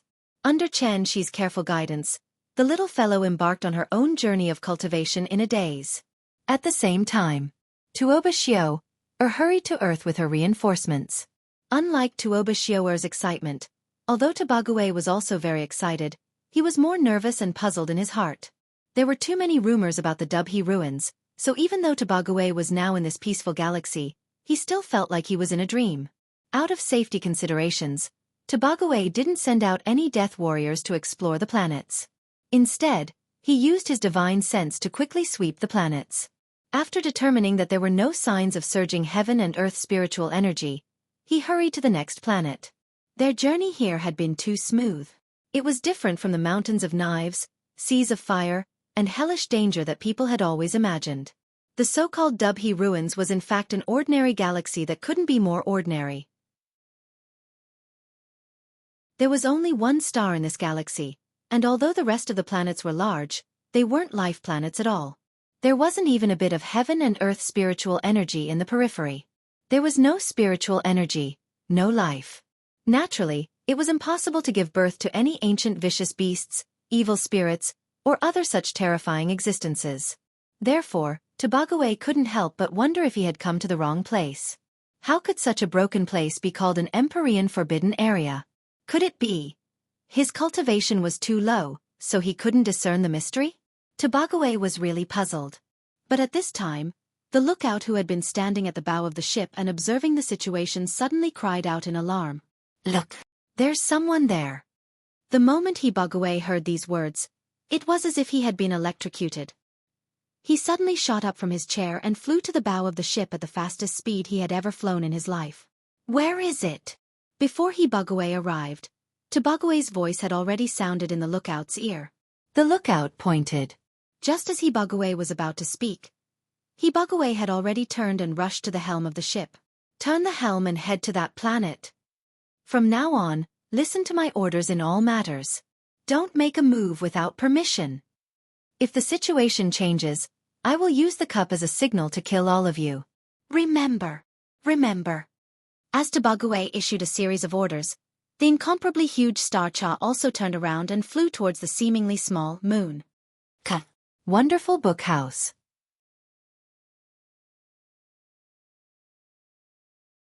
Chapter 483. Ever since his family moved to the moon, Yuan Tianzuan seemed to have accepted his fate. Because he knew very well that with the remaining strength of Tiandu, it was impossible to match Chen Shi, who had already become a supreme being. Therefore, he chose to compromise and instead put all his energy into presiding over the reconstruction of Tiandu. Did you see that? The enemy was on that blue planet. But what should we rely on to find the other party for revenge? Was it because of the resentment and anger in the heart that had nowhere to vent? Or was it because of the ridiculous self-esteem that faced death with equanimity and would rather die than live in disgrace? Therefore, whenever someone questioned why he was silent, Yuan Tianzuan's reply was always so calm and objective. Did he really have no resentment in his heart? How was that possible? If it were not for Chen Shi, Yuan Tianzuan would still be the head of the 10 celestial lords, ruling the tens of millions of descendants of ancient cultivators in the world alone. But now, tens of millions of people had already turned into smoke, and only a few thousand people were left, relying on their strong cultivation base to survive the catastrophe. What did this mean?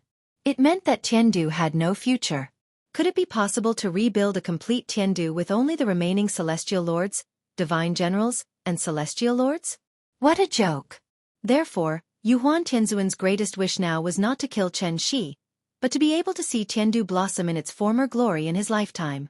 In order to achieve this goal, Yuan Tianzuan lowered his always high head to Chen Shi.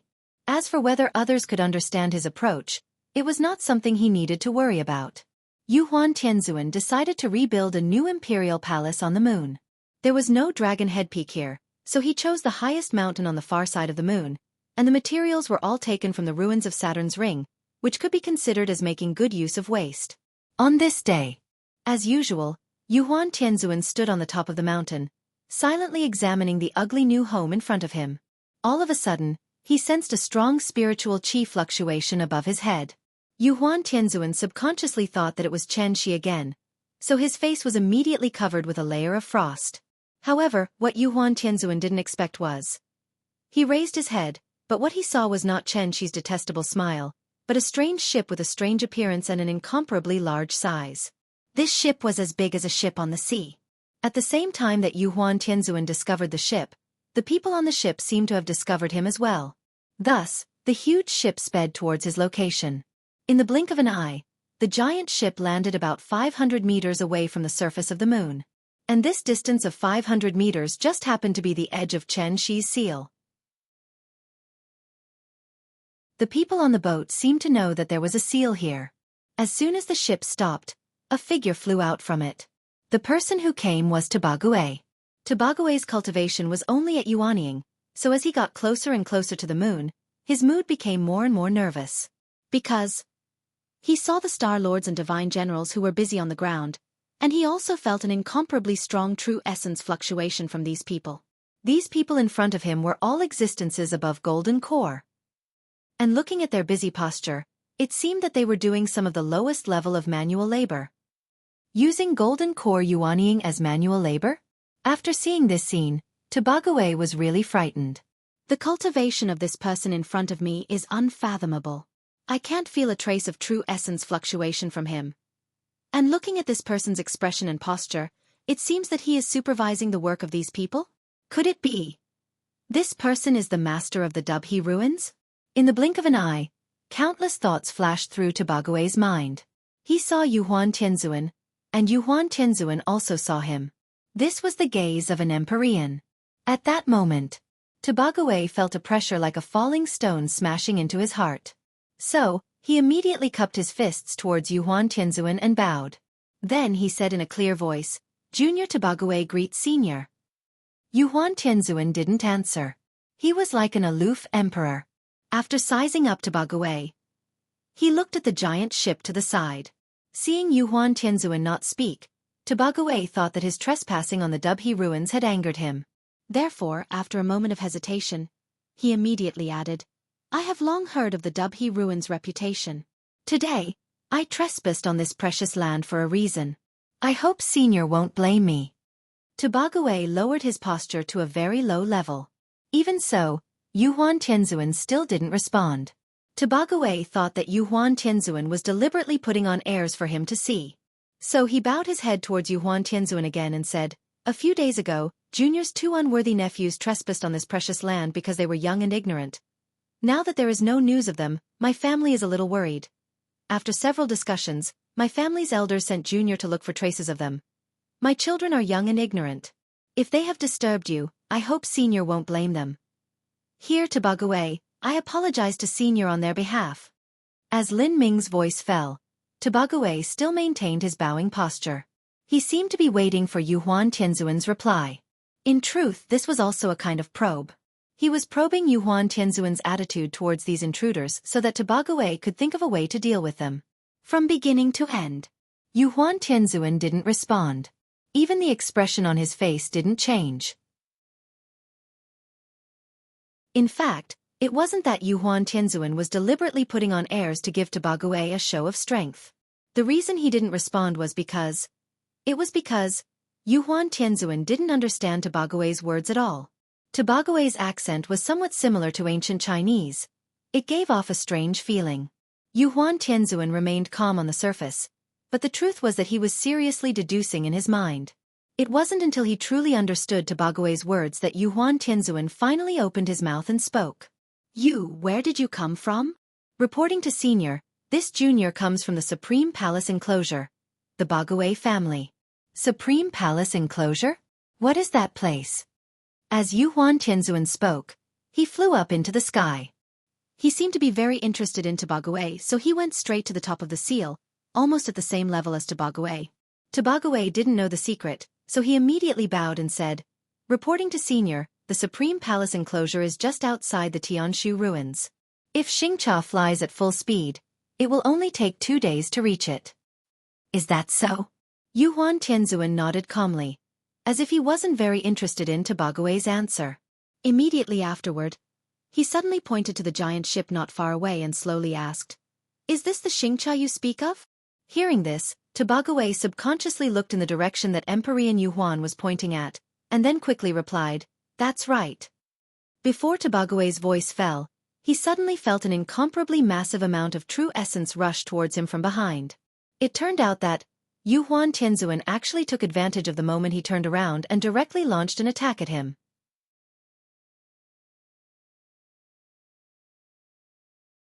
Chapter 484. Tobago never thought that Yuhuan Tianzuan would suddenly attack him, and even use a sneak attack, completely disregarding his identity. Therefore, when he noticed something strange behind him, it was too late to resist. Just like the acupuncture points in Wuxia novels, Emperor Yuhuan's hold body technique, which had been accumulating power for a long time, was unleashed. Tobago immediately froze in place as if he had been hit by the sunflower acupuncture point technique.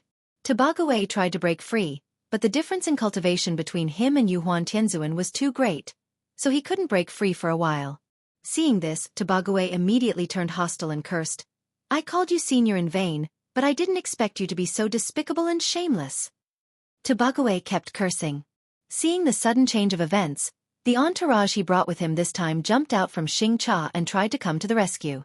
But soon, these followers all stopped what they were doing and floated several hundred meters away from Tobago with blank expressions on their faces. They only had a few hundred gold core cultivators on their side, and at most 3 to 5 yuanying. But what about the other side?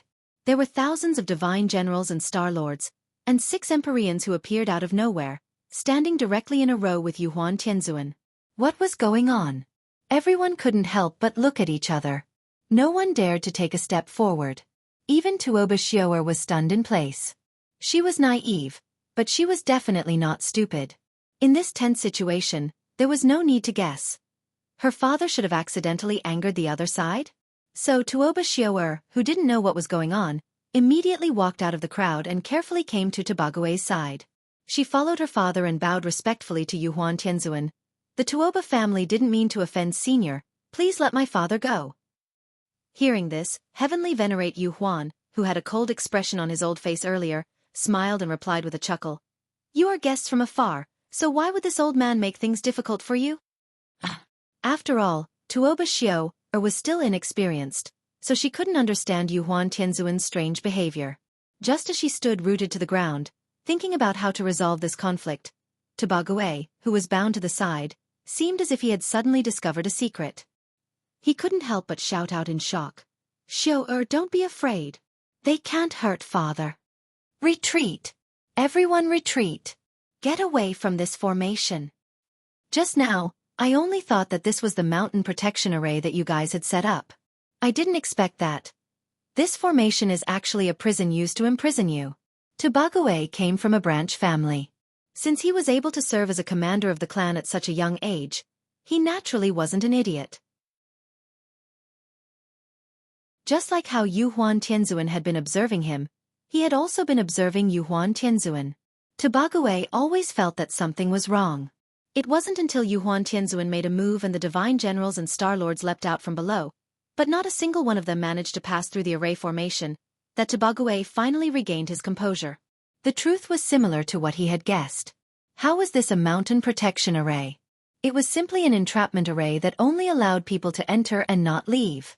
When Xianxia had laid down the array formation, he hadn't used any special magic treasures or flags. Thus, the strength of this array formation wasn't very high. It was also because of this that Tobago had mistakenly thought that this was a mountain protection array.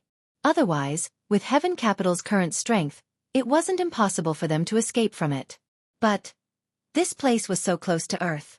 If they really tried to break the array formation, they would inevitably alarm Xianxia, the one who had laid down the array formation. Before they could succeed in breaking the array formation, the great Demon King would have already descended to the moon to deal with them. And the reason that Emperor Yuhuan was able to capture Tobago through the great array formation was entirely because his cultivation was far higher than Tobago's. Thus, he was able to mobilize the world's heaven and earth spiritual energy to capture Tobague. It was like a tourist playing with a tiger through a fence, and then accidentally having his clothes bitten by the tiger. It looked terrifying, but there wasn't any danger at all. In the worst case, he could just tear his clothes and give them to the tiger. With Tobague's cultivation, Yuhuan Tianzuan could only hold him for an incense stick of time. After an incense stick of time, he would naturally be able to escape. After figuring out the crux of the matter, Tobague completely calmed down. He calmly said, "Senior's cultivation is profound. If you insist on keeping this junior here to chat with you, then it is not impossible. But if you have other requests, then please forgive this junior for not accompanying you." Seeing Tobague put on an appearance like a dead pig that wasn't afraid of boiling water, Emperor Yuhuan didn't feel offended in the slightest. Instead, he chuckled and said, "Since you've already seen through the clues, then this old man will also be blunt. Actually, you don't need to make wild guesses. The reason this old man captured you is only to ask you a few questions. I hope you can answer truthfully." There were many people in Tiandu. Tobague didn't dare to tear apart Yuhuan Tianzuan, lest he cause more trouble. Therefore, after hearing Yuhuan Tianzuan's words, Tobague immediately replied, "Senior, please speak. This junior promises to tell you everything he knows." In fact, Tobague had already made up his mind. No matter what Yuhuan Tianzuan said next, he would never take half a step closer to this great array formation. As long as he could endure until the body lock technique was lifted, he would immediately take his people and leave this damned place. The reason was simple. Even a fierce character like Yuhuan Tianzuan was imprisoned here. Then, what kind of terrifying existence was the one who imprisoned him? So even if Tobague was given 10 times the courage, he still wouldn't explore the Dubhe ruins. Tobague honestly waited for Yuhuan Tianzuan to ask his questions. But after waiting for a while, Yuhuan Tianzuan seemed to have finished discussing with the other Empyreans. Then, he finally asked his first question. "First question. How is my Tiandu's strength? How is it compared to your Tuoba family?" "Tiandu's strength is valiant, superior to the Tuoba family by 30%. Second question. With Tiandu's strength, what is its position in the Supreme Palace enclosure?" Hearing this, Tobague couldn't help but be stunned. At this point in time, he had also vaguely guessed Heavenly Venerate Yuhuan's objective. Therefore, his originally relaxed state of mind became tense again.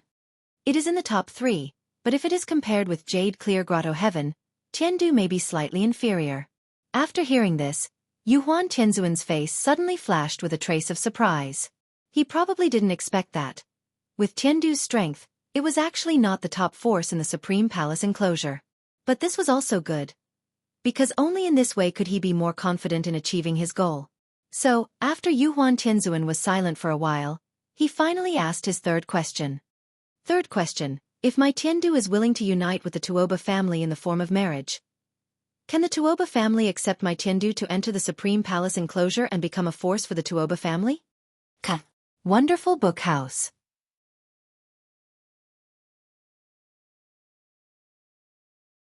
Chapter 485. Enter the Supreme Palace enclosure. After hearing these words, even though Tobague had a premonition in his heart, he couldn't help but feel a little dizzy at this moment. Heavenly Venerable Yuhuan was really frank and straightforward, not hiding the thoughts in the depths of his heart at all. Was he tempted? Of course he was. So even though Tobague was not the head of the Tuoba family, he subconsciously stood from the perspective of the head of the family and began to seriously consider Yuhuan Tianzuan's proposal. But unfortunately, such an important decision wasn't something that Tobague could easily make. Therefore, after pondering for a while, he couldn't help but swallow a mouthful of saliva, and then nervously replied, reporting to Senior. This is a serious matter. Junior's words carry little weight and my weight in the family is limited. Please forgive me for not being able to give you an immediate answer. How about this? Junior will immediately set off to return to the Supreme Palace enclosure and report this matter to the head of the family. If the head of the family has this intention, then Junior will ask him to personally come and discuss the details with you. What does Senior think? Tobague was indeed tempted, but he wasn't stupid. With Heaven Capital's background, why would they need to rely on others and even take the initiative to propose an alliance with the Tuoba family? Could it be that Heaven Capital needed the protection of the Tuoba family to gain a foothold in the Supreme Palace enclosure? How was that possible? Divine generals, star lords, and even the 7 Empyreans. Although the world was big, where couldn't one call home? Therefore, Yuhuan Tianzuan wasn't trying to form an alliance with the Tuoba family at all, but to divert the Tuoba family and even the entire Supreme Palace enclosure's influence to oppose the master of the Dubhe ruins. Heaven Capital's strength was already terrifying. Then, how terrifying was the great figure that imprisoned them? This great figure should be the true master of the Dubhe ruins, right? Seeking luck and avoiding disaster was everyone's nature. Therefore, after thinking about it several times, Tobagaway finally decided to stay out of it. So even if Yuhuan Tianzuan used Heaven Capital as a bargaining chip, Tobagaway didn't dare to easily get involved. Tobagaway tried to be perfunctory. But how could Yuhuan Tianzuan be so easily fooled? Thus, after seeing the hesitation on Tobagaway's face, Yuhuan Tianzuan immediately gave him a strong dose of medicine. Tobagaway was so frightened that he nearly broke free from his shackles. Go back and report to the patriarch. Haha. If this old man is not wrong with your aptitude, it will probably take you another 300 to 500 years to successfully advance to the celestial venerable realm.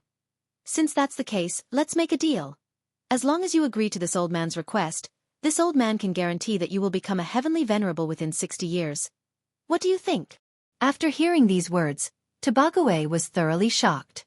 Yuhuan Tianzuan's words were tactful enough. In reality, how could he not know how capable he was? Not to mention 300 to 500 years, even if he spent his entire life with his talent, he might not be able to successfully advance to Empyrean. Therefore, after hearing Yuhuan Tianzuan promise that he could successfully advance to Empyrean within 60 years, Tobagaway's heart was finally moved. I don't know what senior's request is. If it is not beyond the scope of this junior's ability, this junior can give it a try. Hearing this, Yuhuan Tianzuan's face suddenly revealed a satisfied smile. Don't worry, I won't embarrass you. As long as you agree to this old man's request. This old man can even make a heart demon oath here, guaranteeing that I will fulfill my promise in the future. So, can we talk openly and honestly now? After a detailed discussion, Tobagaway and Yuhuan Tianzuan finally reached a consensus. Yuhuan Tianzuan's request was very simple. That was, Tobagaway would send out death warriors to wreak havoc on Earth in order to contain Chen Shi. At the same time, Yuhuan Tianzuan would gather everyone's strength and take advantage of this opportunity to break the seal of the Great Array. As long as the Great Array was broken, the remnants of Tiandu would immediately board the giant ship and leave the Dubhe ruins with Tobagaway. Wasn't the plan simple? Whether this seemingly simple plan could be carried out smoothly or not, in fact, it would depend on how much Yuhuan Tianzuan knew about Chen Shi. Chen Shi was indeed a supreme.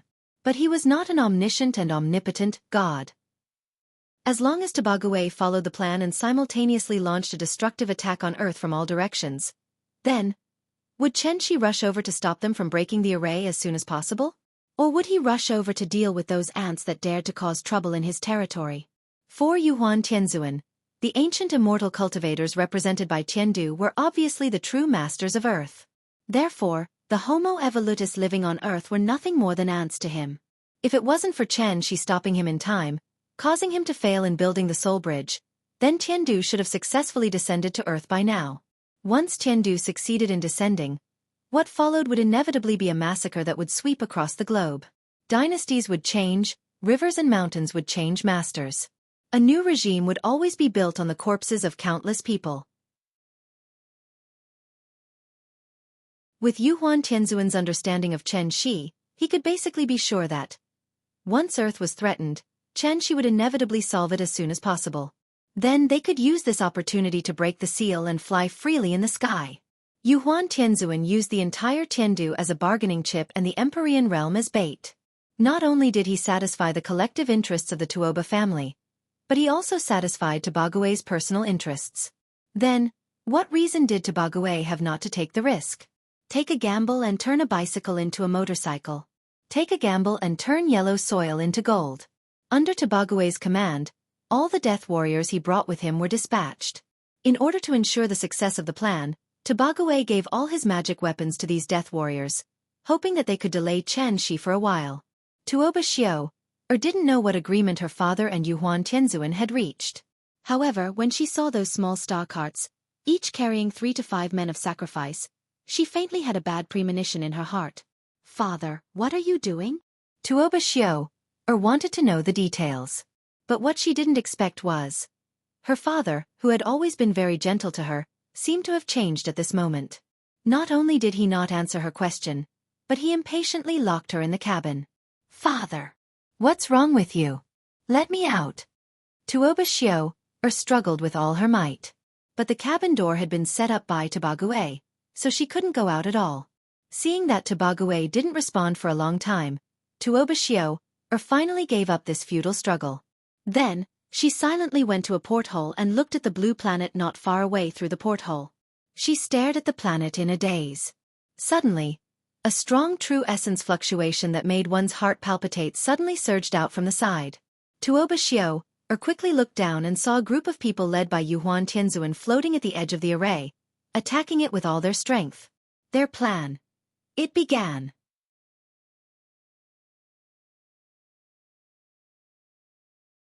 Chapter 486. Tobague had brought a total of 200 death warriors with him, but unfortunately, the average cultivation of these death warriors wasn't high. Besides a few golden cores, most of them were at the foundation establishment stage. Therefore, in addition to these death warriors, Tobague had to sacrifice most of his followers in order to ensure the smooth progress of the plan. Although most of these followers were from the side branches of the Tuoba family, they were still considered to be from the same branch as Tobague. Some of them even called him grandfather. It was precisely because of this that when Tobague made this decision, his heart was actually dripping blood. This was the so-called success of a general was built on the bones of 10,000. In the face of absolute benefits, the only thing Tobague could do was silently make a promise in his heart. He promised that he would treat the family of these followers well in the future. This was an unavoidable sacrifice for the sake of a great cause. Tobague believed that, once the plan succeeded, as a party to this transaction, he would obtain an unimaginable interest.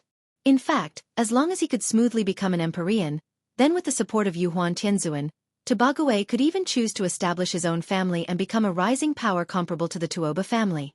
In order to lure Tobague into the trap, Yuhuan Tianzuan had even directly made a heart demon oath in front of him. In the face of such generous transaction conditions and such an honest transaction partner, how could Tobague not be moved? Of course there were risks.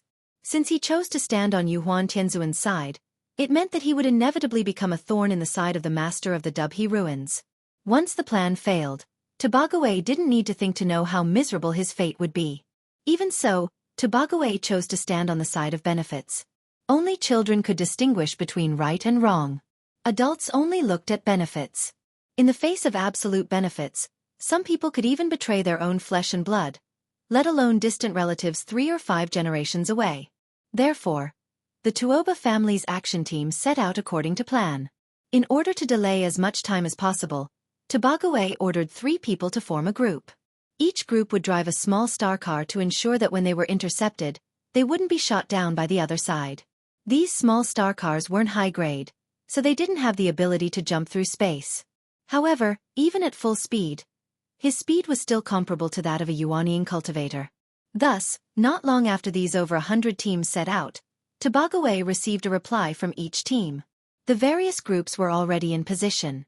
They were only waiting for Tobague's order. Then these warriors from Supreme Palace enclosure would immediately enter the atmosphere, setting off a storm of blood and dismembered limbs. Tobague turned to look at the moon not too far away. After quickly communicating with Yuhuan Tianzuan through divine sense, he gritted his teeth and transmitted his voice to the other teams in a voice that was close to a roar. Kill! Kill! Kill! Kill! As the battle cries rang out one after another, the Xianxia ships rushed towards the land below at the fastest speed as if they were racing a dragon boat. In an instant, 100 barges strive against the current, the one who strives first.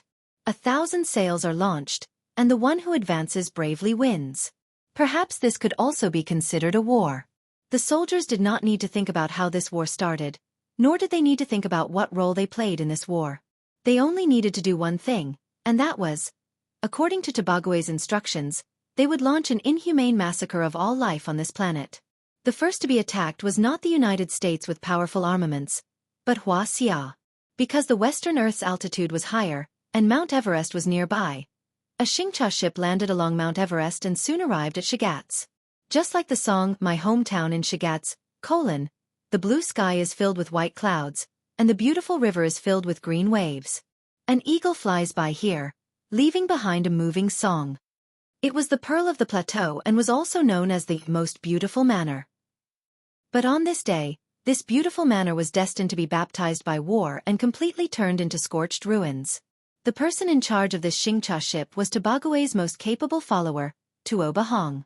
In modern terms, although Tuoba Hong also had the blood of the Tuoba family, he had long been out of the family, so he could not be regarded as the blood of the Tuoba family. Naturally, he did not have the qualifications to worship the ancestors of the Tuoba family. Here was what needed to be mentioned. Whether it was the Tuoba family, the Shenyuan family, or the Dongfang family, there were too many people like Tuoba Hong. Their birth status was far lower than the average Tuoba family member, so they needed to work harder than most people, and even risk their lives. As long as they could get the approval of the family, then they could marry a direct woman of the Tuoba family, and through this way of marriage, they could consolidate and improve their status in the family. And this was the common promotion mechanism in big families. Even Tobague wanted to climb up, so how could Tuoba Hong, who was at the bottom of the family, not want to climb up? Therefore, after Tuoba Hong received the order from Tobague, he was more excited than anyone else. It was like soldiers only cared about when the military pay was paid. In Tuoba Hong's eyes, this was not a war at all, but a great thing for him to get credit for. Since Tobague had clearly stated that he wanted to kill everyone on this planet, then he would kill. The more he killed, the better. Tuoba Hong came to the sky above Shigatse, and after glancing at the city below, he could not help but show a satisfied smile. This is it, let's start. His tone was calm, but the expression on his face was particularly excited.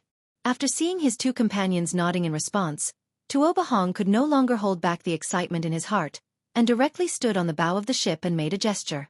5 elements spell. Raging Inferno. This spell was temporarily taught to everyone by Tobague.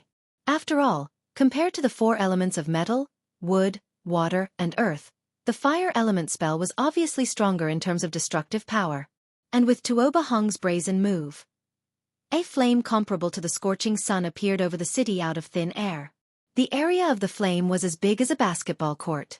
Before it fell to the ground, a heat wave swept over the city. Fire! Fire! Put out the fire! The flame hit an apartment building, and the fire instantly engulfed the entire building. The sudden fire seemed to have alarmed the entire city. People rushed to the streets and looked up blankly in the direction of the rising smoke. But just when everyone looked up to watch the fun, one after another, huge flames, like flints thrown by ancient catapults, crazily smashed into the center of the city in front of everyone. Why did flames suddenly fall from the sky? Was this a natural disaster? Or was it the wrath of God? No one knew the reason, just as no one could see Tuoba Hong in the sky. The devout believers immediately knelt on the ground, wailing and begging Buddha for forgiveness. But they didn't even have time to complete the ritual, and their bodies had been completely engulfed by the fire. Cool. So cool. Let's go to the next place. Tuoba Hong laughed and glanced at the city below, then directly called his companions and left. No way, this planet was too big. They had few people, so naturally, it was impossible to really kill them all. So after a fire hurriedly burned Shigatse, Tuoba Hong immediately turned the bow and sailed all the way to India according to the previously established route. And this was the action plan drawn up by Tobague in order to contain Chen Shi. Wherever Xianxia passed, it would become a purgatory of fire in the world.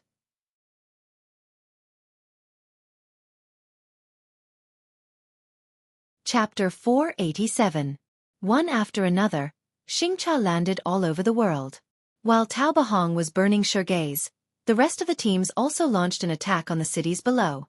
From the northern hemisphere to the southern hemisphere, from Asia to Africa, from Wuxia to the United States, from Shigatse to Kathmandu. Any city with a large population was bound to become the priority target of Tuoba Hong and his team. Everything was as Yuhuan Tianzuan said. The indigenous people on this planet were too weak. If it weren't for Chen Shi, who came out of nowhere, the earth would have long become Tiandu's new home. In order to successfully persuade Tobague, Yuan Tianzuan provided the shadow stone they had left when they fought with Chen Shi in the outside world. The shadow stone recorded the entire process of the fight between the two sides in detail. And this was obviously what really moved Tao Bagui. Chen Shi fought with Tiandu twice. The first time ended with the mysterious woman's rescue, and the second time ended with Yuan Tianzuan opening the Sun-Moon Star Array. With Yuan Tianzuan's character, how could he honestly give both shadow stones to Tao Bagui? Compared with Tiandu, Chen Shi's biggest disadvantage was not strength, but influence.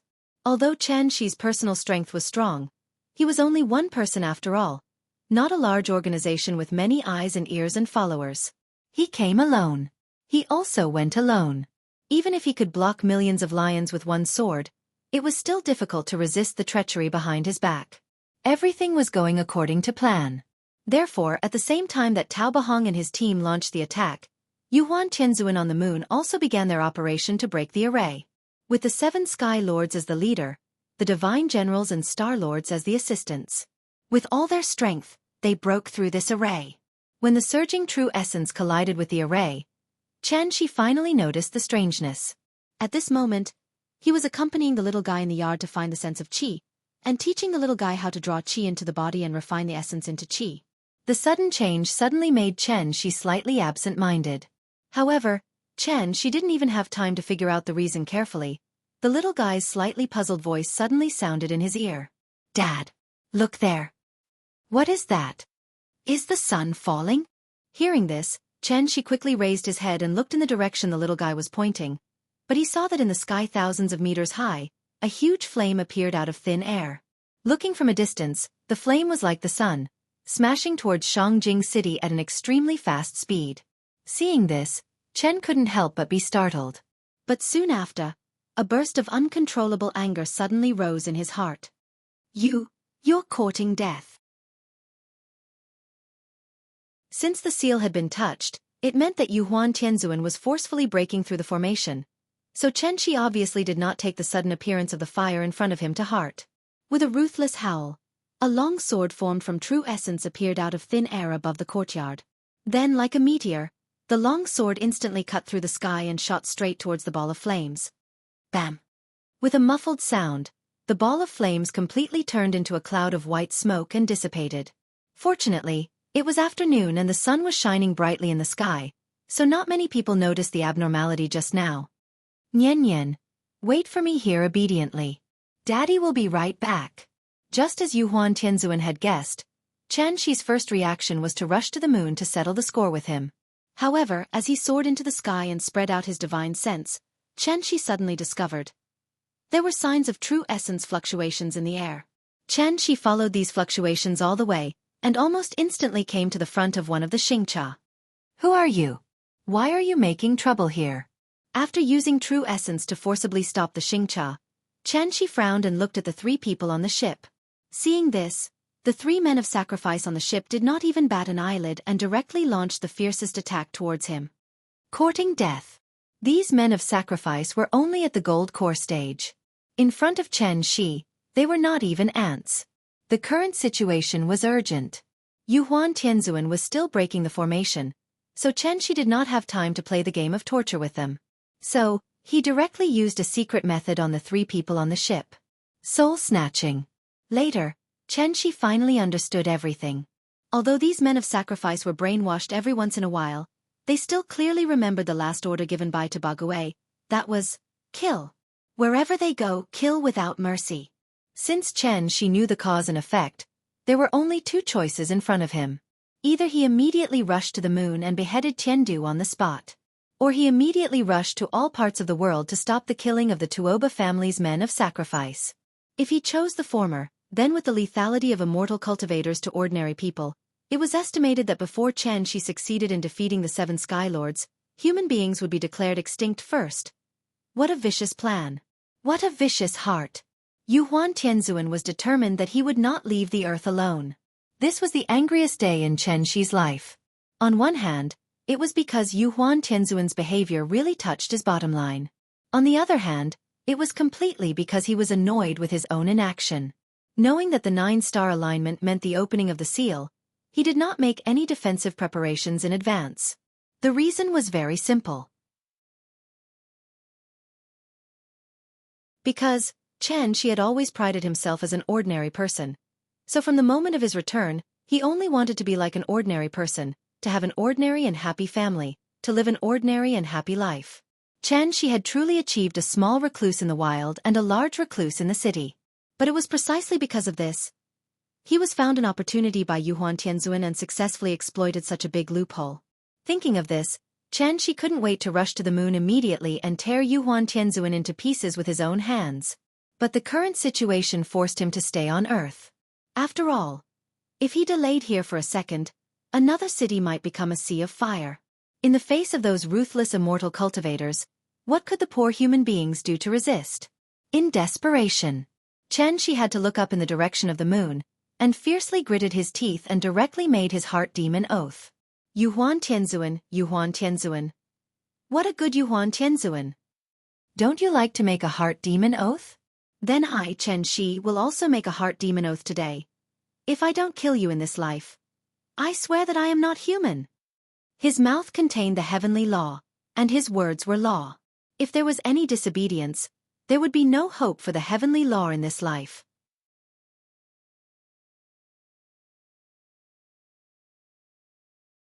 Chapter 488. It was broad daylight, and the universe was clear and bright. After Xianxia made the heart demon oath, the clothes on his body suddenly puffed up. Subsequently, a surge of incomparably surging true essence, like a huge tide, suddenly spread out with Xianxia's body as the center. They saw. He stood alone above the 9 heavens. His sleeves fluttered in the wind, making flapping sounds. When the divine sword Dharma idol condensed and took shape, Xianxia grabbed the sword hilt and took 7 steps in the air. After 7 steps, he suddenly pointed the long sword in his hand to the sky. At the same time, he shouted with a fierce expression, "Rise!" In an instant, tens of thousands of divine sword Dharma idols connected and formed beside him. When he raised his sword, tens of thousands of swords suddenly arrived. I'd like to see. Who on earth dares to behave atrociously in my territory? Before his voice fell, Xianxia's entire person had completely turned into a stream of light, directly disappearing in mid-air. The densely packed divine sword Dharma idols followed closely behind Xianxia. From afar, the long swords in the sky were like giant dragons dancing in the air. They bared their fangs and brandished their claws as they pounced on any enemy they encountered along the way. Following the signs of vital essence fluctuations, Xianxia killed all the way from North China to South China, and then from East China to West China. At that moment, he was the last guardian of this divine land. Under the absolute suppression of the realm, the men of sacrifice of the Tuoba family could not even see Xianxia's appearance clearly. One after another, the long swords directly pierced through their bodies. At the same time, they destroyed the Xianxia that they relied on to survive.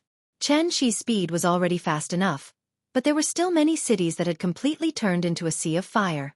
Time was tight, and Xianxia did not even have time to participate in the rescue operation of each city.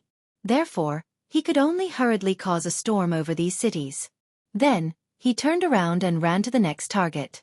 Although the men of sacrifice of the Tuoba family were weak, they relied on their numbers and were scattered in every corner of the world. They acted almost at the same time.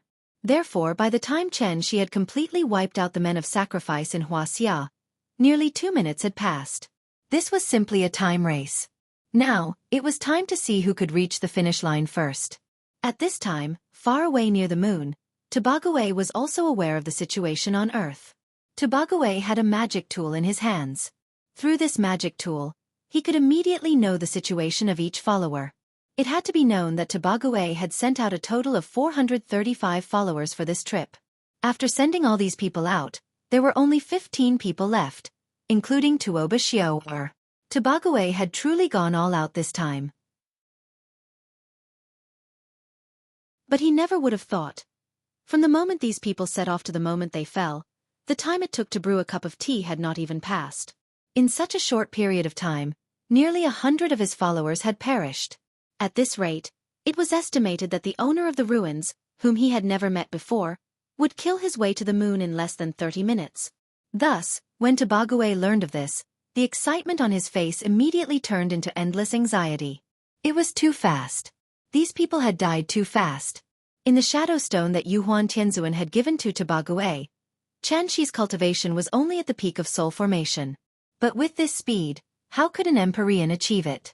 From the beginning to the end, Tobagaway did not know what realm the enemy he was facing was at. Yuhuan Tianzuan had lied to him, saying that Xianxi was only a gatekeeper and that the pure sky saint ancestor was the culprit behind the imprisonment of Tiandu. For this reason, Yuhuan Tianzuan did not hesitate to make a heart demon oath to deceive Tobagaway. Tobagaway believed it. So he stood on Yuhuan Tianzuan's side.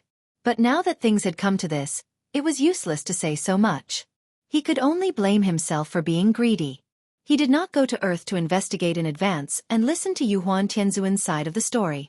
So even if Tobagaway regretted at this moment that he should not have believed Yuhuan Tianzuan's bewitchment, he had no choice but to release the arrow. Hurry! Hurry! He's going to kill us! Tobagaway stood at the bow of the ship and shouted crazily. While he was extremely anxious, how could Heavenly Venerable Yuhuan not be extremely nervous as well? Both sides were competing for time. Tobagaway had done everything he could. If he could not break through the array now, when Xianxi was free, how would Tiandu deal with his anger? So Yuhuan Tianzuan's heart was not as relaxed as Tobagaway's. Under his command, after the Tiandu people failed to break through the array for the third time, Yuhuan Tianzuan finally could not help but look up to the sky and roar. Then, he threw out the jade disc glass cup in his hand. The jade disc glass cup was a top treasure left behind by the pure sky saint ancestor. After Yuhuan Tianzuan ascended to the position of Empyrean, he used his own blood essence to refine this magic treasure. So, this magic treasure had long been related to his life. In the past, Yuhuan Tianzuan would never have been willing to detonate this rare treasure. But at this time, he had no other choice. Therefore, after throwing out the jade disc glass cup in his hand, Yuhuan Tianzuan directly formed a seal. Bang!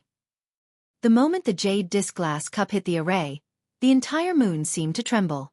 This supreme magic treasure that had been passed down for tens of thousands of years finally completed its final mission at this moment.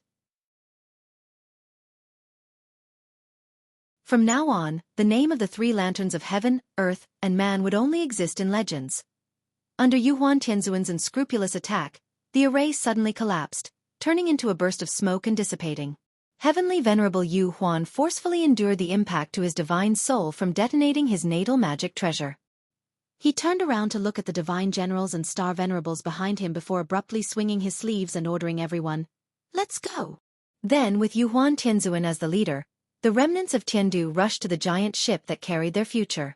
At the same time, Xianxi, who was on Earth, also sensed everything. The moment the array was destroyed, he instinctively wanted to chase after them and stop them. But the raging fire in the city below made him stop in his tracks. Although he was confident that he could stop Heavenly Venerable Yuhuan's group, it was possible that those damned bastards would burn down another populous city. How to make a choice had really become a big problem. Xianxi was really hesitant. But at this moment, a voice that was not inferior to the sound of nature suddenly rang in his ears. "Mr. Chen, I'm here to help you." Hearing this, Xianxi quickly looked back. He saw that Jiang Yan was hurrying in his direction with 300 divine generals from Daiyu Island. The strength of Daiyu Island was not bad. Not only were they all golden core cultivators, but there were also many Yuanying among them. Therefore, as soon as Jiang Yan and his people appeared, Xianxi could not help but smile. "Good that you're here. I owe you today, and I'll repay you in the future." Hearing Xianxi's words, this cunning old man could not help but laugh. "Sir, you don't have to do this. The divine land gave birth to us. Now that our homeland is in danger, how can we stand by and do nothing?"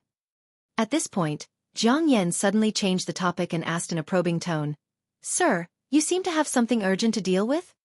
Why don't you leave this to us first? Those bastards are just divine generals. Why do you need to do it yourself?" "Okay. Then I'll leave this to you. I'll be right back." Before her voice fell, Xianxi's entire person had already completely turned into a stream of light, instantly disappearing before Jiang Yan's eyes. Seeing this, Jiang Yan could not help but smile faintly. He looked at the sky thoughtfully, then waved his sleeves gently and calmly ordered the people behind him, "Go, hurry up." "Yes."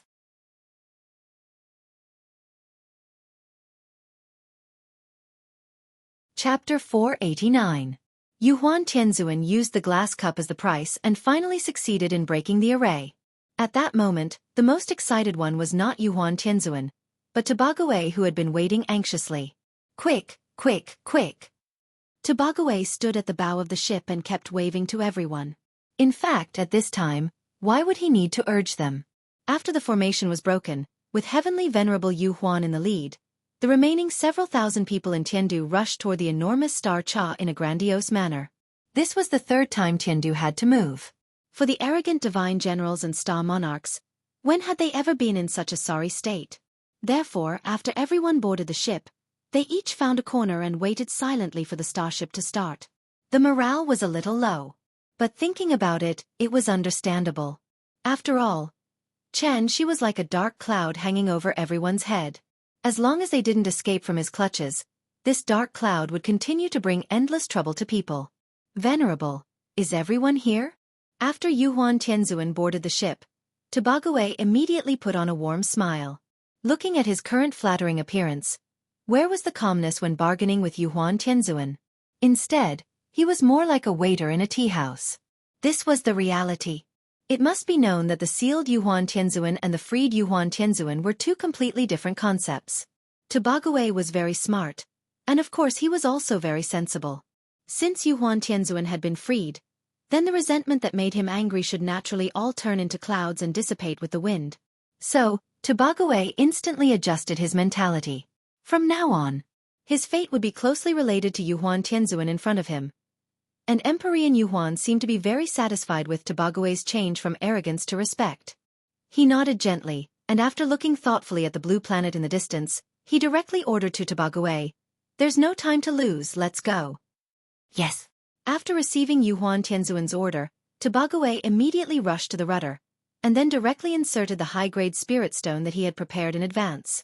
With the continuous influx of spirit energy, the huge starship suddenly trembled slightly. Tobagaway turned the rudder, adjusted the direction, and shouted to everyone, "We are about to set sail, please sit tight." At that moment, Tobagaway was like Columbus returning from a rewarding journey. Although he had lost hundreds of loyal followers, compared to the harvest of this trip, what was that loss? As long as he successfully brought Yuan Tianzuan and the others back to Supreme Palace enclosure, then, he would be the greatest meritorious service. What kind of impact would this have on the current situation of the Supreme Palace enclosure? Thinking of this, he couldn't help himself. But what Tobagaway didn't. Just as he gripped the rudder and was about to set off, a terrifying pressure that caused one's heart to palpitate suddenly came from afar. The strength of this pressure was enough to make one's legs go soft. What's more, there was obviously a monstrous killing intent. What's going on? Tobagaway was startled by this killing intent that seemed to have materialized into reality. After reacting, he wanted to control the starship enclosure to directly perform a space jump. But unfortunately, before the starship enclosure could perform a space jump, it must be in a high-speed flying state, so Tobagaway could only push the starship enclosure with all his strength, hoping to escape from this terrible place as soon as possible. The starship enclosure needed to be accelerated before it could perform a space jump, but Xianxia, who had already mastered the true meaning of the word void, didn't need to. Therefore, after a few breaths of time, his figure had already appeared not far behind the starship enclosure, and was clearly reflected in the eyes of everyone on the ship. In everyone's sight, Xianxia arrived suddenly on 10,000 swords, like a soaring dragon roaming in the void, like the Milky Way hanging upside down on 3 stone beams. Before he arrived, the strong and unparalleled pressure on his body had already pressed everyone to the point of suffocation. At that moment, a nightmare seemed to have become a reality. "Everyone, listen to my order, array!" Unlike Tobagaway, who was at a loss, Yuan Tianzuan was obviously mentally prepared to be caught up by Xianxia in advance. Therefore, as soon as Xianxia appeared, everyone on the ship launched an attack at him at the same time. In an instant, a dense amount of true yuan qi shot out like laser cannons, bringing along a dazzling stream of light as it smashed towards Xianxia. Whether it was a Star Lord or a divine general, everyone couldn't wait to use all their skills in an instant, only hoping that everyone could work together to strangle this terrible enemy here. In the face of so many people attacking at the same time, even Xianxia didn't dare to face them head-on. Therefore, his figure flashed, and suddenly disappeared from everyone's sight. Where is he? Where did he go? The killing move that everyone on the ship had been preparing for a long time missed just like that. No one knew where Xianxia had gone, so they subconsciously turned their heads to look for her. Seeing this, Yuhuan Tianzuan immediately raised his arms and shouted, "Don't panic! Be careful! Don't let down your guard. Although this person's cultivation is high, we have many people in Tiandu. He definitely won't dare to fight us head-on, so he can only hide in the dark and wait for an opportunity to sneak attack, trying to defeat us one by one. Everyone, don't be distracted, don't fall into his tricks."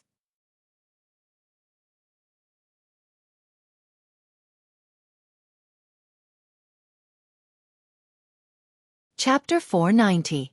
First of all, Xianxia could barely be regarded as a magic weapon. Especially this kind of large Xianxia, it needed the master's blood essence to feed it. After it was completely refined, it could be controlled at will. Therefore, the first thing she wanted to kill was not Yuhuan Tianzuan, but Tobague. In addition, there was also an analogy here. If she was compared to a tiger, then Tiandu's group was naturally a flock of sheep. In terms of individual combat strength, a sheep could never be a tiger's opponent. But if thousands of sheep charged at the same time, even a ferocious tiger would have to obediently retreat to the side. The strength of an individual could never be compared to the strength of a group. Therefore, she could only use a sneak attack to drag the sheep out of the flock one by one, and then kill them one by one. From the beginning, Xi's goal was very clear. So, as soon as he appeared, he perfectly displayed the strength of a supreme being. Moonlight Sword Art, third move. 10,000 swords return to origin. The long sword behind she was like a giant dragon. After emerging from the void, it smashed down at Tobague at an extremely fast speed. Its speed was fast and its momentum was spectacular. It was like a waterfall that swallowed mountains and rivers. In an instant, it brought a huge suffocating pressure to everyone present. Tobague was in the center of the vortex. His feeling was naturally more profound than others. And it was precisely because of this. As soon as Xianxia appeared, Tobague keenly felt that he was locked on by Xia's aura. So, he immediately raised all the vital essence in his body and forcibly propped up a protective aura shield. At the same time, he did not forget to urgently send a voice transmission to Yuhuan Tianzuan. "Venerable, save me!" At this moment, Tobague really regretted it. She did not care about Emperor Yuhuan and instead made a special trip to find trouble with him, a small fry. Wasn't it obvious that he wanted to kill him, then seize control of the Xianxia, and finally slowly kill everyone on the ship? And at this time, if Tobague still didn't know Xi's true strength, then he really would be too stupid. Supreme Martial Artist. This was a living supreme being. He was in big trouble today. In just a flash, tens of thousands of swords smashed into Tobague's protective astral shield. He didn't even have time to react before he spat out a large mouthful of blood from the shockwave of the true qi. Poof! His protective shield shattered with the sound. Tobague's eyes flashed with despair.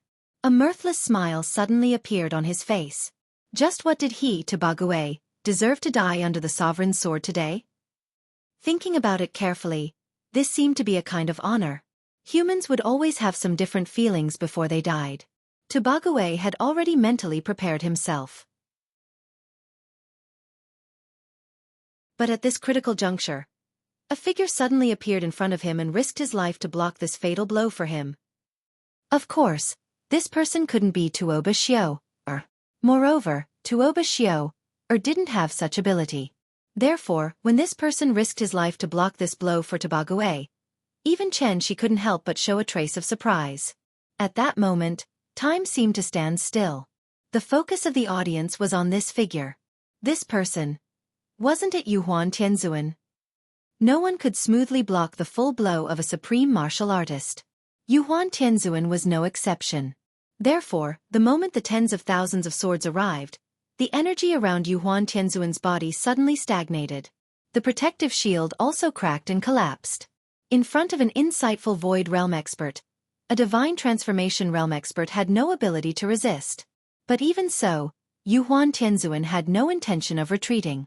He looked up to the sky and roared. The defensive magic weapon on his body suddenly bloomed with a burst of brilliant light.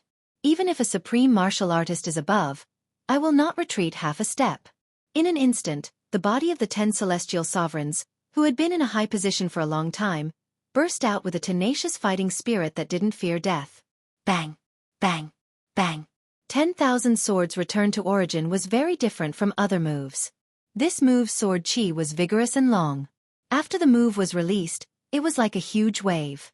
Wave after wave bombarded the enemy's body continuously until the attack was completely eliminated. Under such a violent collision, the people on the ship naturally reacted at this moment. Then, they spontaneously attacked Xianxia. Seeing that things were not going well, Xianxia could only hurriedly withdraw his true essence and then escape into the void again. This was the method of an insightful emptiness. His movements were erratic and formless, making it impossible for others to detect his presence. When Xianxia disappeared like this, the people no longer attacked randomly. Instead, they rushed forward like a swarm of bees and hurriedly protected Yuhuan Tianzuan in the center. Seeing that Yuhuan Tianzuan's situation was not very good, Celestial Sovereign Xuanzhen immediately stepped forward to support him. Then he asked with concern, "Yuhuan, are you okay?" "I'm fine." Yuhuan Tianzuan clearly suffered a heavy blow from Xianxia, but at this moment, it was as if nothing had happened. Other than his pale face, Celestial Sovereign Xuanzhen could not see any injuries on his body. Celestial Sovereign Xuanzhen seemed to want to ask something. However, Yuhuan Tianzuan directly waved his hand and quickly ordered the people, "Formation! The crisis is not over yet. Don't be distracted." As expected. Before Yuhuan Tianzuan's voice died away, Qianxi's figure once again appeared in front of everyone's eyes. He had missed the best opportunity when he missed his attack just now. At present, most of the remaining Heaven Capital troops were concentrated near the rudder. Even Qianxia did not have the confidence to break their formation in an instant. Therefore, he could only move to the stern of the ship and concentrate all his true essence on his hand. This time, he did not use a sword. Instead, he chose a saber that he did not use often. The sword was nimble and the saber was strong and fierce. Great clumsiness turned into simplicity. One saber was enough.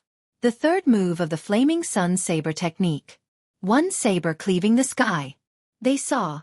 The moment Qianxia appeared, he was already holding the saber with both hands. The tip of the saber was pointed at the sky. Such a powerful move, even if it had not been used yet, its power could not be concealed. When Heavenly Venerable Yuhuan sensed the commotion, his expression immediately changed. He shouted fiercely at the crowd, "Quick! Stop him!" Hearing this, everyone turned around, wanting to launch a joint attack on Qianxia again. But could their speed be faster than Qianxia? So the moment everyone turned around, Qianxia drew his saber. At that moment, he was like a god descending, proudly standing above all living beings. Man and saber became one. The saber aura suddenly came into being, as if it was going to destroy everything in its path. It made it impossible for people to avoid it. This was the simplest, most direct, and also the most unfancy saber. With an unparalleled domineering aura, it slashed towards the incomparably huge Xianxia. Didn't Yuhuan Tianzuan want to ride Xianxia to Supreme Palace enclosure? Since he couldn't kill Tabague, he might as well destroy this ship. As long as Xianxia was destroyed, with the flying speed of Yuhuan Tianzuan and the others, when would they be able to fly to Supreme Palace enclosure? The journey to the stars is long and the sky is high. Don't worry, I will play with you slowly.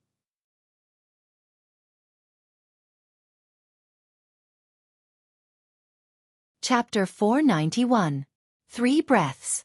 It took less than 10 seconds.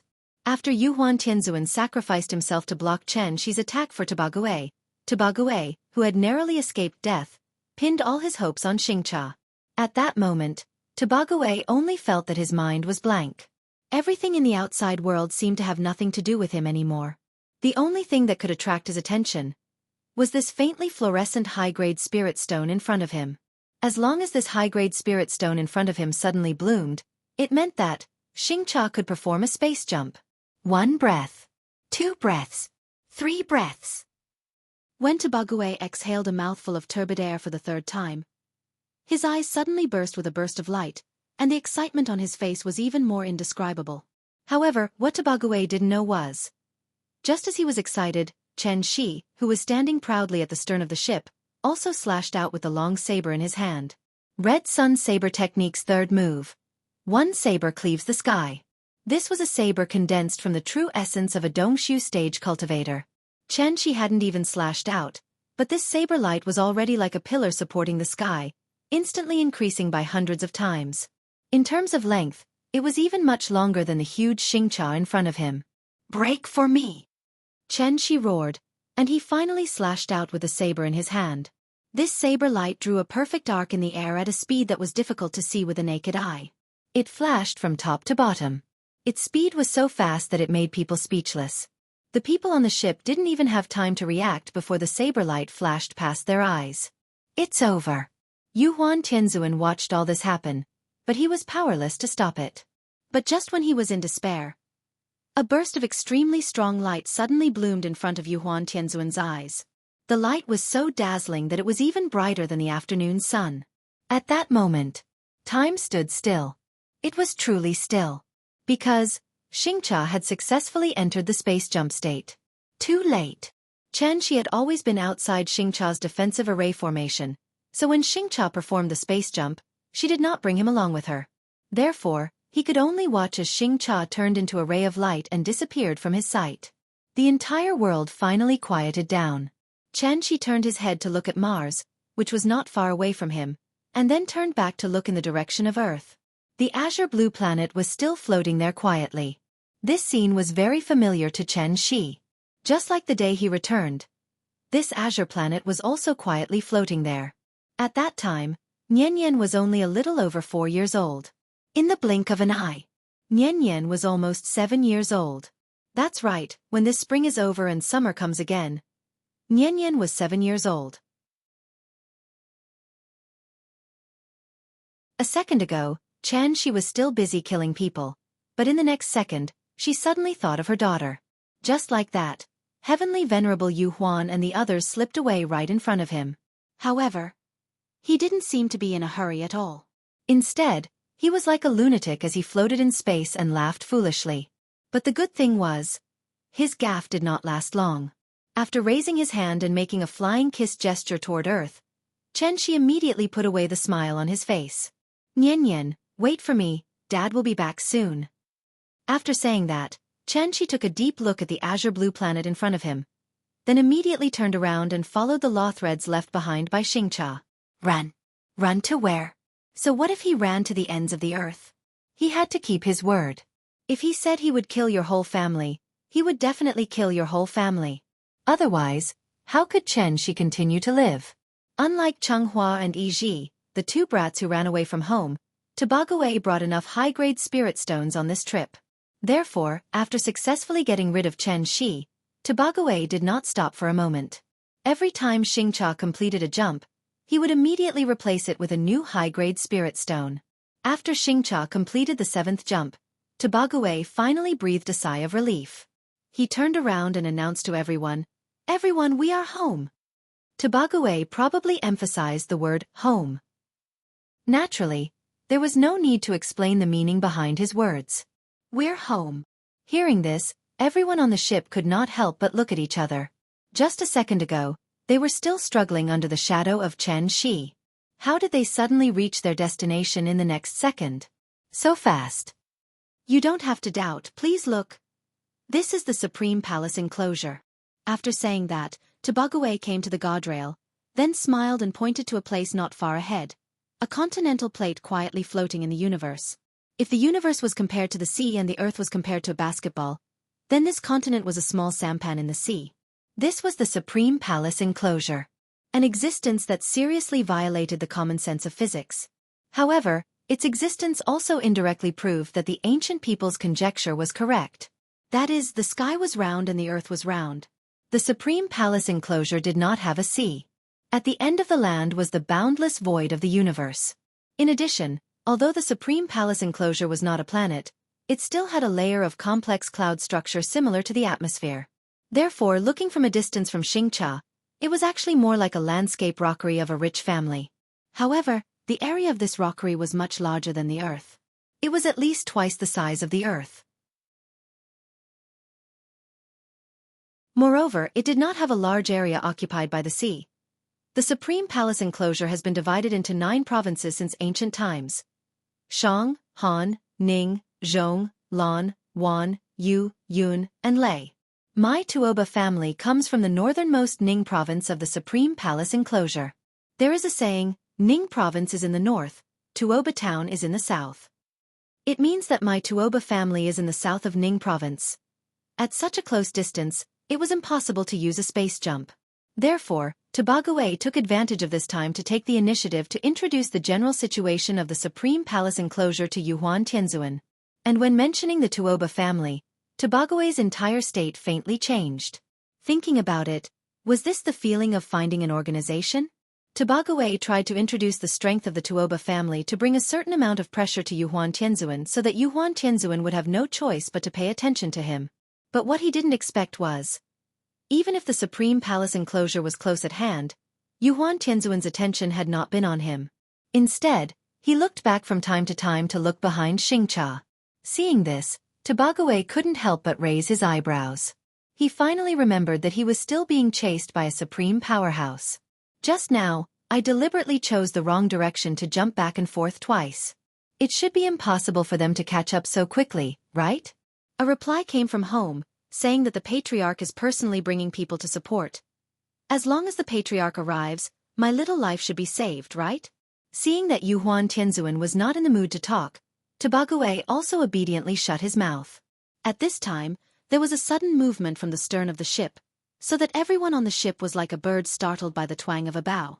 They were so scared that they all put on an attack posture. Gotcha! Everyone focused their eyes and saw that the Xianxia was suddenly divided into two. The entire stern of the ship was cut off. It turned out that Qian Shi's saber was not ineffective.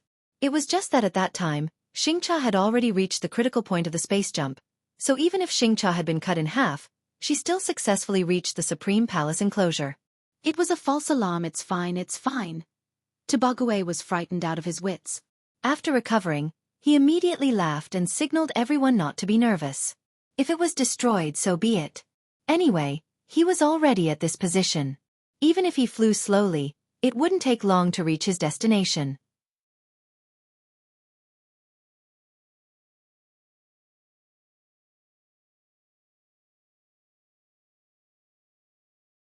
So don't compete with me in terms of reading volume, and don't act all high and mighty in front of me. Because I really thought it was ridiculous. Let's not talk about those that we've seen before, for example, the most popular ones recently. Haunted House, Machinist, Best Friend, Best Son-in-Law. Even when the lifestyle game was just released, I could already guess that it had 10,000 subscribers when it only had 80,000 words. But reading a book and writing a book were two different things. He had clearly thought of the plot in his head, but when he wrote it out, the flavor would always change. This was the so-called power of the brush. I had absolutely no control over what I wanted to write. This was also the main reason why many rookies couldn't even sign a contract. All this time, I've been thinking about it over and over. Think about how to improve yourself. To be honest, I've improved a lot. After all, he had been writing for so many years. His basic skills were still very solid. Now that he had the experience of 10,000 orders, if he didn't improve, then wouldn't he be a fool? But because the framework of Cultivation.At had already been established, I couldn't express it at all. I could only continue writing according to the existing framework. Writing a book was actually like building a house. The foundation of this book was clearly the foundation of a villa, but after I built the foundation, I simply built a straw shed on top of it. Now, I didn't want to live in a straw shed. I wanted to build a villa on top of the straw shed. Then, other than tearing it down and rebuilding it, was there any other way? This was writing a book. Many people would choose to tear down the bridge and rebuild it. I was different. Since I couldn't live in a villa, I would renovate the straw shed. That was my idea. It was such a simple idea that it was somewhat inexplicable.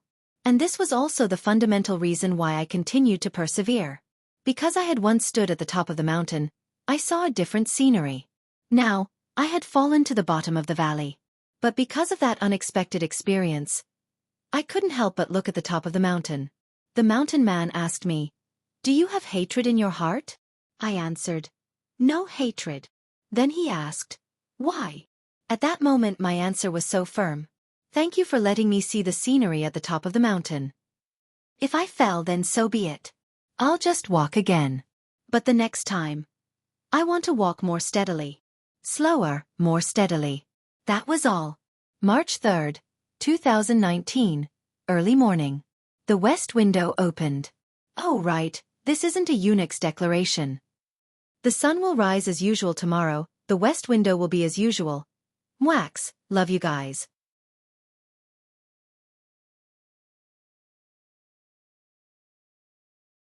Chapter 493.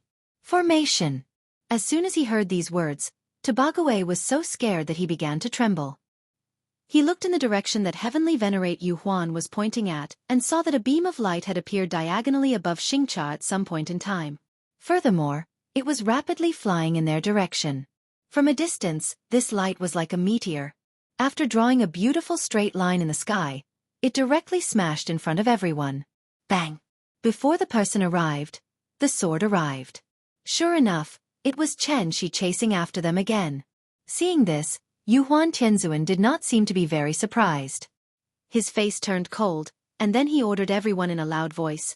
5 divine generals, take your positions. Activate the innate 5 direction flags and set up the heavenly cycle stars formation. Rise! As soon as this order came out, there was a small commotion on the ship. What needed to be mentioned here was, after the Battle of Dragon Head Peak, the 5 divine generals of Tiandu and the Rakshasa Starlord had lost a lot of people. So Yuhuan Tianzuan could only temporarily choose suitable successors from the existing survivors. These people's strength was not bad, but they had not undergone systematic training, so the moment they heard Yuhuan Tianzuan's order, they seemed a little flustered. To think that our Huang Tiandu, to think that he would end up without a successor. It's really lamentable, lamentable. Looking at the clumsy positioning of these divine generals and star lords, Heavenly Lord Xuanzhen could not help but sigh. Hearing this, the faces of the 6 heavenly lords, including Yuhuan Tianzuan, flashed with a trace of sadness. Once upon a time, Tiandu was so glorious and strong. But now, the remnants of Tiandu, led by the 10 Directions heavenly lords, had become stray dogs at this moment. In order to avoid Xianxi's pursuit, they were in a state of panic all day long. When they were still in the solar system, the heavenly lords did not feel that there was anything wrong with escaping to the Supreme Palace enclosure. But when they really came to the Supreme Palace enclosure and saw it floating quietly in the void, the celestial venerables suddenly felt a sense of helplessness from being outlanders. Yes, Earth was their home. It was just like how Tobagaway's home was in the Supreme Palace enclosure. Now that he had finally returned to the Supreme Palace enclosure, he would naturally be excited. This feeling of desolation was probably the so-called, alone as a stranger in a strange land. Morale was low. At this time, Yuhuan Tianzuan seemed to have thought of something. He suddenly asked Tuo Basu, how long until the reinforcements arrive? Hearing this, Tobagaway was startled. He didn't seem to understand why Yuhuan Tianzuan didn't ask him directly, but instead asked him secretly. However, doubts were just doubts. Tobagaway honestly replied to Yuhuan Tianzuan with a sound transmission. The family has already given a clear reply, and the family head is on the way with people. According to my estimation, we'll be able to see the reinforcements in 30 minutes at most. Good. Then we'll hold on for another incense stick's worth of time. Yuhuan Tianzuan nodded calmly at Tobagaway, then turned around and flew to the side of the high platform. He lowered his head and looked around the audience, then suddenly let out a long roar towards the sky, angrily roaring, "Hateful! Even if we abandon our home and flee to a foreign land, the thief is not willing to let us live. We have been forced into a corner. So I've decided, instead of being trampled on and humiliated like this, it's better to go all out and fight to the death with that evil thief. Yu Huan is here to ask everyone. Today, are you willing to fight with me?" As soon as these words came out, the audience boiled over. Before, everyone was busy running for their lives, so they couldn't raise any morale. Now that they had come to the Supreme Palace enclosure, this strange place in front of them seemed to give them infinite courage. That's right. They had even lost their home, so what was the use of keeping their lives? Where was the integrity of Tiandu? Where was the glory of Tiandu?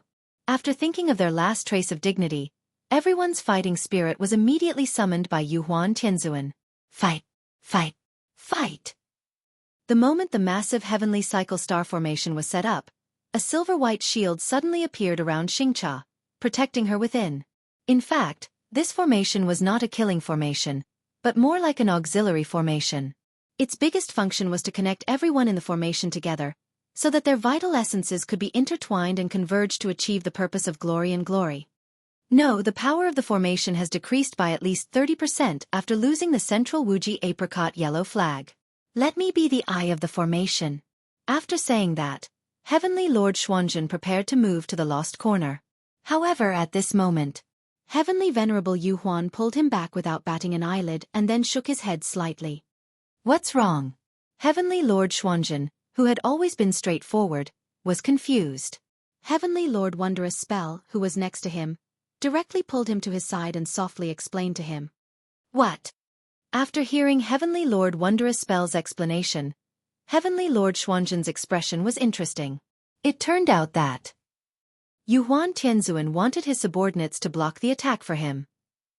Who did Xianxia really want to kill? Wasn't it the Heavenly Lords present?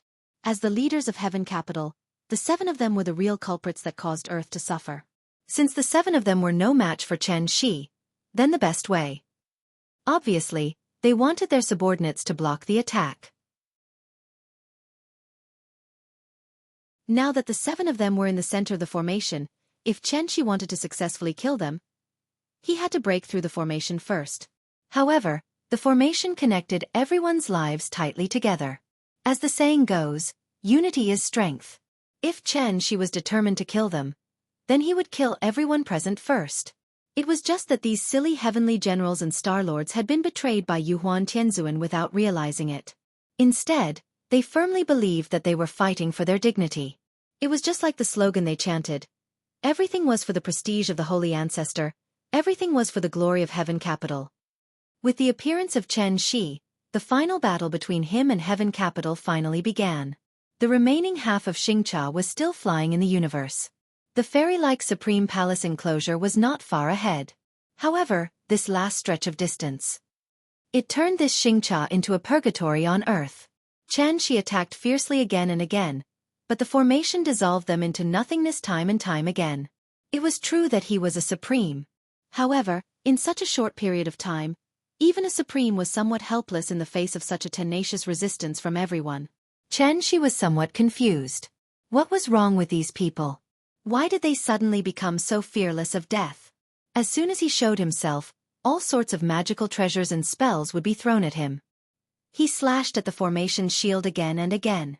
With every slash, the violent impact caused by the collision of true essence would be instantly dispersed to everyone.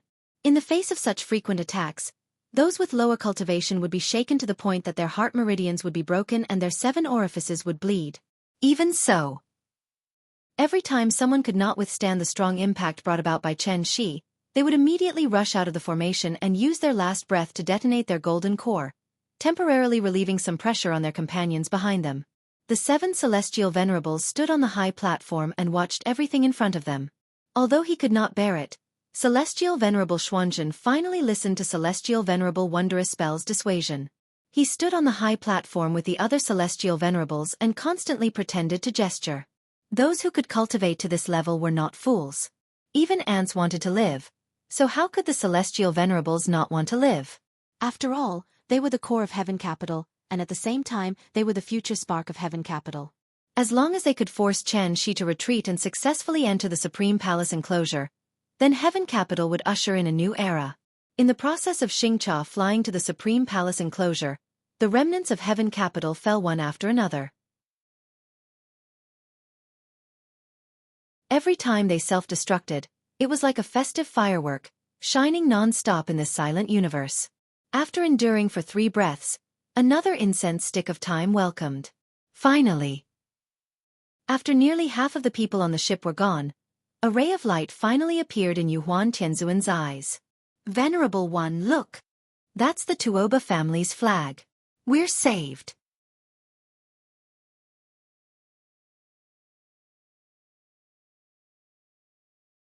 Chapter 494. While the remnants of Tiandu were struggling to resist Xianxia's attack, Tobagoe's cry of, "We are saved," was no less exciting than a stimulant. Hearing this, Emperor Yu Huan hurriedly turned his head and looked in the direction Tobagoe was pointing, only to see dozens of star carts flying over at an extremely fast speed. When these starships approached, Yuhuan Tianzuan finally saw the flag of the Tuoba family hanging high on the mast of the main ship. The flag was very exquisite and was definitely not ordinary. There were 2 words written on it, and the flag was embroidered with sea water patterns and clouds. It seemed to imply that the Tuoba family had a long and prosperous history.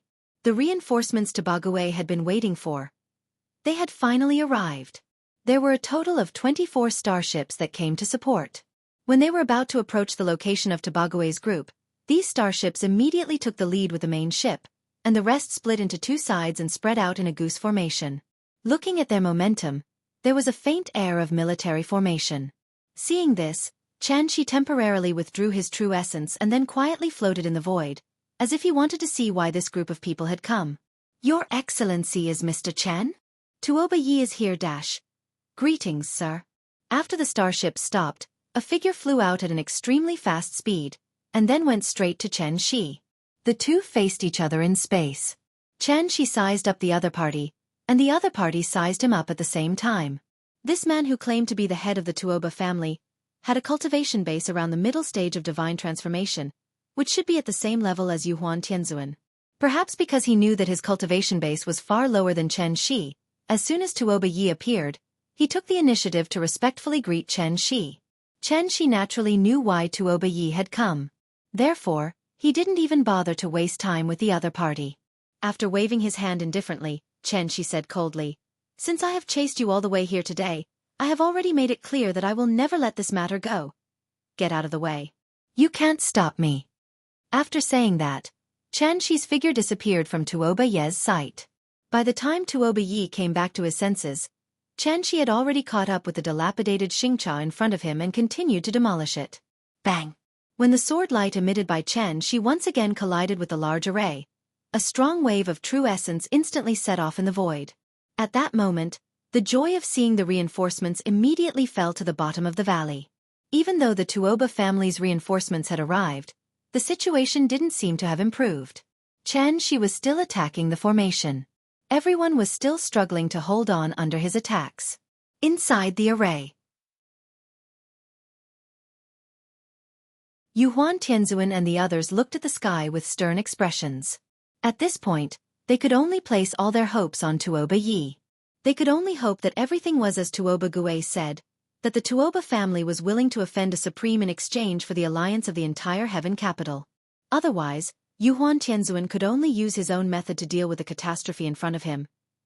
"Mr. Chen, can you stop and listen to me?" Xianxia's reaction was completely out of Tuoba Yi's expectations. It was true that Xianxia was a supreme. However, Tuoba Yi was not bad either. As the leader of the Tuoba family, Tuoba Yi represented the entire Tuoba family's will. Seeing Xianxia's unreasonable and ruthless way of doing things, it seemed that he didn't put him in his eyes at all. Tuoba Yi's face darkened, and he had to quickly change his plan. Thus, he came in front of Xianxia again and suddenly opened his arms, as if he wanted to stop Xianxia from continuing to attack Xianxia. "You want to die." Seeing this, Xianxia did not hesitate. He raised the long sword in his hand and slashed at the array again. Not to mention Tuoba Yi, even if the entire Tuoba family stood in front of him today, he would still eat Yuhuan Tianzuan alive. There was no way to talk. There was really no way to talk. Seeing that Xianxia was treating him like he didn't exist, Tuoba Yi seemed to be a little angry. Thus, Tuoba Yi's eyes suddenly flashed with a trace of fierceness, and then he took out a fan-like thing from his arms. Swoosh! As soon as this magic treasure was taken out, Xianxia noticed a trace of unusual energy fluctuation from it.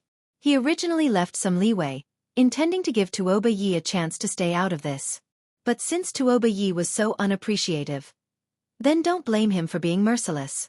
Therefore, the moment Tuoba Yi took out the folding fan, the long sword in Xianxia's hand suddenly emitted a dazzling light, and then with an unparalleled power, it directly slashed at Tuoba Yi in front of him. Bang! There was no air in space, so naturally, sound couldn't be transmitted. With a flash of light, a strong shock wave with true essence as the medium suddenly spread out. Wherever the shock wave went, the meteorites immediately turned into dust and completely disappeared in this vast universe. The star Cha where the people of Tiandu were on was closest to the explosion, so the impact of the star Cha was naturally the strongest. Under such a huge impact, this star cha was shaken and rolled quickly. After rolling for thousands of meters away, it was under the control of Tuoba Gue that the ship stabilized. Even with the protection of the array, Star Cha was blown away by the explosion. And Tuoba Yi, who took Xianxi's sword head-on, seemed to be fine. So when the true essence Qi gradually stabilized, Tuoba Yi gently waved the folding fan in his hand, and then smiled at Xianxi with a confident face. "Mr. Chen, can we have a good talk now?" Hearing this, Xianxi's eyes suddenly flashed with a glimmer of light. A mere mid-divine transformation realm cultivator could rely on this fan to block his full-strength attack, and he was not affected at all. This meant that the folding fan in front of him should be the life treasure of a supreme being. And this supreme being was not far away. Thinking of this, Xianxi immediately closed his eyes and began to carefully observe everything around him. Supreme being. Cave void. Sure enough, everything was as he expected. Wasn't there a tiny space crack on the Tuoba family's main ship? Humph, pretending to be mysterious. Xianxi snorted angrily. When he opened his eyes again, a golden light suddenly burst out from his eyes, shooting straight toward the crack. But the moment Xianxi's eyes shot out the golden light, a slightly old voice suddenly sounded in everyone's ears. "Ha ha ha ha. Fellow Taoist, don't be angry. This old man will show himself." As soon as the voice fell, an old man with white hair and beard appeared in front of Xianxi out of thin air. And at this time, when Tuoba Yi saw the old man appear, he immediately held up the folding fan with both hands, and respectfully returned it to the old man. Tuoba Yi greets Spiritual Master Void Peer Stage.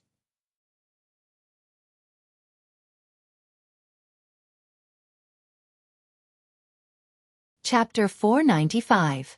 Even if it was a battle between cultivators, they would usually go through hundreds or even thousands of moves. Only when both parties were exhausted would the victor be decided. It was naturally the same for cultivators. Unless there was a gap in cultivation level, even Xianxi, who was at the peak of divine transformation realm, could not take Yuhuan Tianzuan's life in 2 or 3 moves. Why was Tiandu able to withstand Xianxi's attacks repeatedly? It was because they had gathered the strength of everyone on the ship. Several thousand immortal cultivators above the gold core stage were using the cosmic stars formation as a medium to gather everyone in the formation. Everyone was bound together for good or ill, and everyone was bound together for good or ill. Let's give a simple example. If Xianxi's attack was compared to a flood, then the people of Tiandu were a dam. The dam was eroded bit by the flood. When the dam could no longer withstand the impact of the flood, the entire dam would immediately collapse and completely disappear in the torrential flood. Then there was a problem. Tiandu had gathered everyone's strength, but they could only barely hold on for a while. How could this Tuoba Yi, who was only at the middle stage of divine transformation realm, be able to withstand Xianxi's sword attack without suffering any injuries?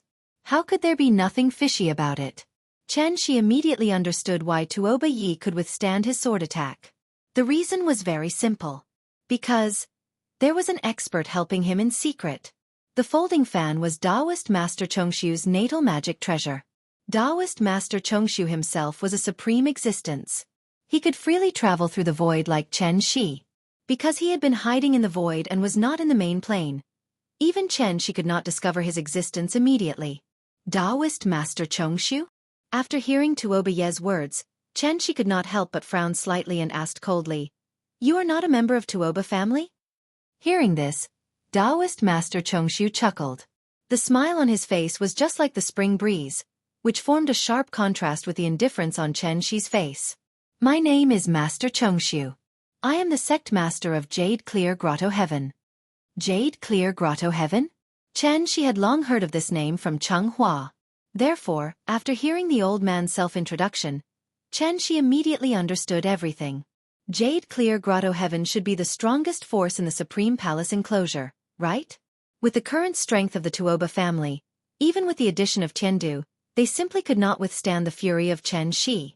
Tuoba Yi was very smart, but he was also very greedy. Just like Tuoba. This was human nature. The moment Tuoba Yi received the news, he began to repeatedly weigh the gains and losses. As he thought about it, he finally couldn't resist the temptation and made the same choice as Tuoba. Benefits always coexist with risks. If the ownership of Tiandu was viewed as a benefit, then Xianxia was the greatest risk. Just like doing business, in order to ensure that the Tuoba family would not go for wool and come back shorn, Tuoba Yi made up his mind and took the initiative to find immortal Chongxiu, hoping to share the risk of the Tuoba family and obtain benefits in a more secure way. One had to know that immortal cultivators were all people who would not rise early without benefits. Therefore, although Reverend Chongxiu appeared to be kind and harmless, he might have secretly done a lot of atrocious and inhumane things. Jade Clear Grotto Heaven? Haha. Why did immortal Chongxiu come here? Wasn't it because he wanted to get a share of the profits? Therefore, Xianxia was too lazy to talk nonsense with him. With a clench of his right hand, the divine sword Dharma idol appeared in his hand again. Get out of the way. Since you and I are at the same level, you should know that you can't stop me. It's not easy for me to kill you, but killing him is like killing a chicken. Before his voice fell, Xianxia turned into a stream of light and disappeared in front of immortal Chongxiu. At this time, Tuoba Yi on the side did not even have any reaction. The divine sword Dharma idol suddenly appeared from the void and then slashed down at him. Didn't Tuoba Yi feel very proud of taking Xianxia's sword head-on just now? Therefore, Xianxia wanted to see if Tuoba Yi could still be proud now. Chi! A cold light flashed, and Tuoba Yi suddenly opened his eyes wide with an expression of disbelief on his face. He never thought that Xianxia actually attacked him so abruptly in front of Taoist Master Void Pierce. This sword strike was simply too fast. It was like teleportation. With the flash of the sword light, an extremely fine wound appeared between Tuoba Yi's eyebrows. And this was obviously the true power of the Moonlight Sword technique. The first move of the Moonlight Sword technique. A sword hiding in the void. You. This sudden turn of events caused Taoist Master Void Pierce to be stunned on the spot. Everyone was at the insightful Void Realm. Who could be faster than the other? Therefore, in the situation where Xianxia had the upper hand, immortal Chongxiu had no time to rescue him. Arrogant. Arrogant to the extreme. I'm so angry. Reverend Chongxiu let out a long whistle. The folding fan in his hand suddenly flew out like a sharp flying disc, following closely behind Xianxia. Seeing this, Xianxia smiled coldly and escaped into the void again. Insightful emptiness. Insight into the void, traversing freely. From the beginning to the end, Xianxia had no intention of fighting with immortal Chongxiu. Did he really think that he could scare him by using an insightful emptiness? What a joke. Everyone was at the insightful emptiness. Who could do anything to who?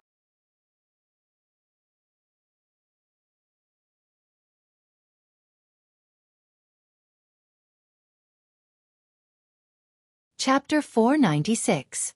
The Middle State was located in the middle of the Supreme Palace enclosure. There were many mountains in the territory, and one of them was the most well-known, the Heavenly Yu Mountain. The Heavenly Yu Mountain stretched for hundreds of miles. There were many rivers at the foot of the mountain and many cliffs at the top. It could be said that the mountain was high and the river was dangerous. In addition, the mountain was shrouded in clouds all year round. The spiritual energy in the mountain was far superior to the outside world. Therefore, it was also called the first paradise of the Supreme Palace enclosure. The name of the Jade Clear Paradise came from this. On this day, many disciples of the Jade Clear Paradise were carrying out their daily cultivation in the square.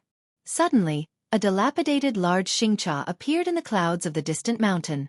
The disciples looked up and saw that the Xianxia seemed to have entered an uninhabited land. After breaking through the mountain gates formation, it directly landed in the square. Boom!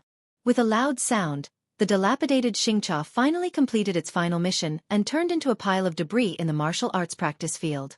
Who is it? Who dares to break into the Jade Clear Paradise and destroy our mountain gate? Disciples, listen to my order. Take them down. Under the command of the Elder of Imparting Arts, all the disciples stepped forward, ready to capture all the people on the ship. But at this moment, a few loud sounds suddenly came from afar. At the same time, it was accompanied by an extremely strong wave of true essence. The strength of the two sides was so strong that even Elder Chuan, who had already stepped into the Yuanying realm, could not help but be frightened to the point of losing his sense of propriety. He did not even have time to order the disciples to immediately return to the main hall. A sword light suddenly fell from the sky, and directly hit the wreckage of the Xianxia in the middle of the martial arts practice field. Bang! At that moment, Elder Chuan's eyes widened and his eyes were about to burst. However, he could only watch helplessly as a burst of powerful true essence suddenly erupted on the martial arts practice field. It was like throwing a grenade in the middle of a busy street. The shock waves from the explosion immediately shook all the disciples and made them vomit blood. Everyone was instantly sent flying dozens of meters away. Elder Chuan stared blankly at the center of the martial arts practice field. He saw a large formation slowly rising from the wreckage of the Xianxia. It seemed to be defending against external attacks. What was going on? This sudden turn of events caused Elder Gong Chuan to lose his composure. At this moment, a loud and resounding bell sound came from the jade-clear grotto heaven. It was a warning bell. It meant that there was an enemy attack. The moment the bell rang, 3 figures flew out of jade-clear grotto heaven. After a short meeting, the 3 of them turned into streams of light and completely disappeared from the technique imparting elder's sight. This is Tongxian, Nanhua and Dongling? Elder technique imparting elder was completely stunned. Profound enlightening, Nanhua, Dongling. If a void pierce stage expert was included, then the 4 great reverends of the jade-clear heavenly grotto heaven would be gathered. The 3 ancestors had been in seclusion for many years and had long stopped caring about worldly affairs. His sudden appearance today meant that the jade-clear grotto heaven was about to face a great calamity. Thinking of this, Elder Gong Chuan suddenly felt a chill in his heart. Therefore, he no longer cared about Xianxia's remains in the middle of the drill ground. Instead, he led the group of disciples and quickly returned to the main hall. Wasn't Yuhuan Tianzuan and his group on the Xianxia ship that suddenly fell into the jade-clear grotto heaven? Under Chen Shi's continuous attacks, the damage to Tiandu was getting heavier and heavier. Seeing that the jade-clear grotto heaven was right in front of him, Yuhuan Tianzuan gritted his teeth and ordered everyone to withdraw the grand formation to reduce the pressure that they had to bear. The result of doing so was obvious. After losing the protection of the grand formation, Xianxia, which was already badly damaged, was immediately shot down by Chen Shi and smashed into the drill ground of the jade-clear grotto heaven. It finally stopped. Presumably, it would also stop here forever in the future. Venerable, this Xianxia has been destroyed. What should we do next? Tobagawei stood beside Yuhuan Tianzuan with a terrified expression. One should know that just now, he saw with his own eyes that Tuoba Yi was struck by Chen Shi's sword. With Tuoba Ye's mid-divine transformation realm cultivation base, it should be impossible for him to die so easily. However, with Chen Shi's cultivation base, this sword would at least cause irreparable damage to Tuoba Yi. Therefore, when he thought that Chen Shi didn't even give face to Taoist Master Void Pierce stage and was determined to kill them today, Tobagawei was so scared that he almost couldn't stand still.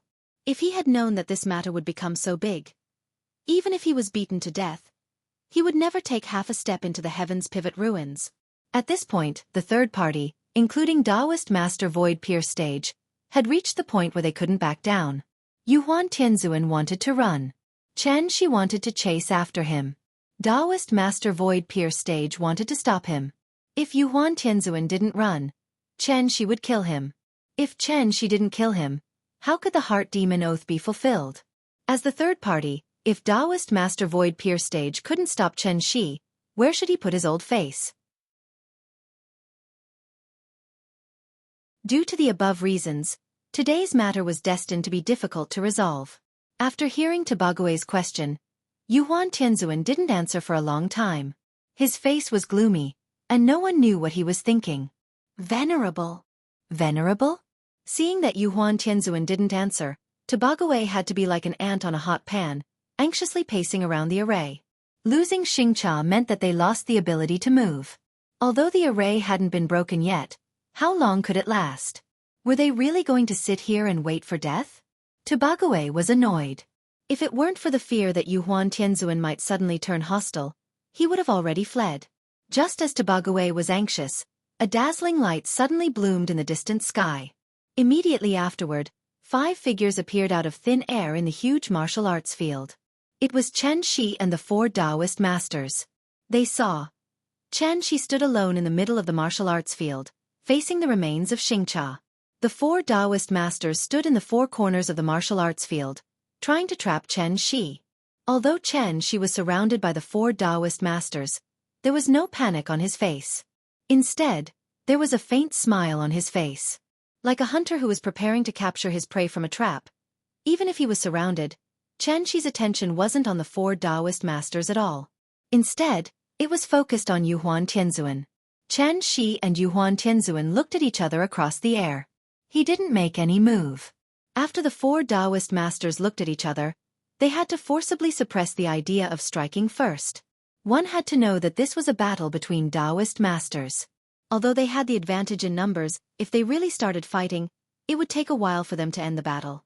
If Xianxi was determined to fight here, wouldn't the Jade Clear Grotto Heaven be destroyed because of this? At that time, where would they go to cry? The four Taoist masters had scruples in their hearts, so they didn't dare to take the initiative to provoke him. The scene suddenly calmed down. Xianxi just looked at Yuhuan Tianzuan quietly, without any emotional fluctuations in his eyes. If it was said that he was a bloodthirsty beast before, then he was now a bloodthirsty beast. Then at this moment, Xianxi was a quiet pool of water, so calm that there wasn't a single ripple. And under Xianxi's gaze, Yuhuan Tianzuan couldn't help but feel an inexplicable pressure in his heart. At that moment, Yuhuan Tianzuan felt like a monkey in a cage. He finally understood. He understood why Xianxi was smiling. So he couldn't help but shake his head and laugh like Xianxi. But that smile, it obviously looked a little forced. Some choices once made can never be turned back. I think you should understand now, right? Xianxi was the first to speak, breaking the silence. Suddenly, a cool breeze blew from the mountain range in the distance, causing the branches to rustle and sway. It made the martial arts practice ground look especially cold and cheerless. The scene in front of them was really out of everyone's expectations. Why did the four Taoist masters move together? Wasn't it because they were worried that Xianxi might wreak havoc in this pure land of inheritance? But the result? When Xianxi really forced Yuhuan Tianzuan into a desperate situation, he didn't seem to have any intention of immediately making a move. What was going on?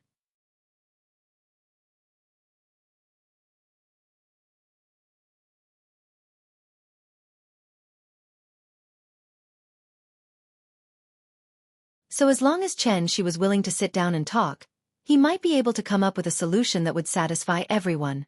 However, after hearing this, Xianxi did not immediately respond. Instead, he looked at Yuhuan Tianzuan with a playful expression and said slowly in a very calm tone, "Yuhuan, do you know what your biggest problem is?" That means he likes to act smart. To be honest, the existence of Tiandu means nothing to me. I remember that I once said that I would give you the appropriate treatment based on your performance. If you guys perform well, wouldn't I be less worried? At this point, Xianxi suddenly shook his head and continued in a sigh, "What a pity, what a pity! You are too arrogant. This kind of arrogance has been deeply rooted in your bones.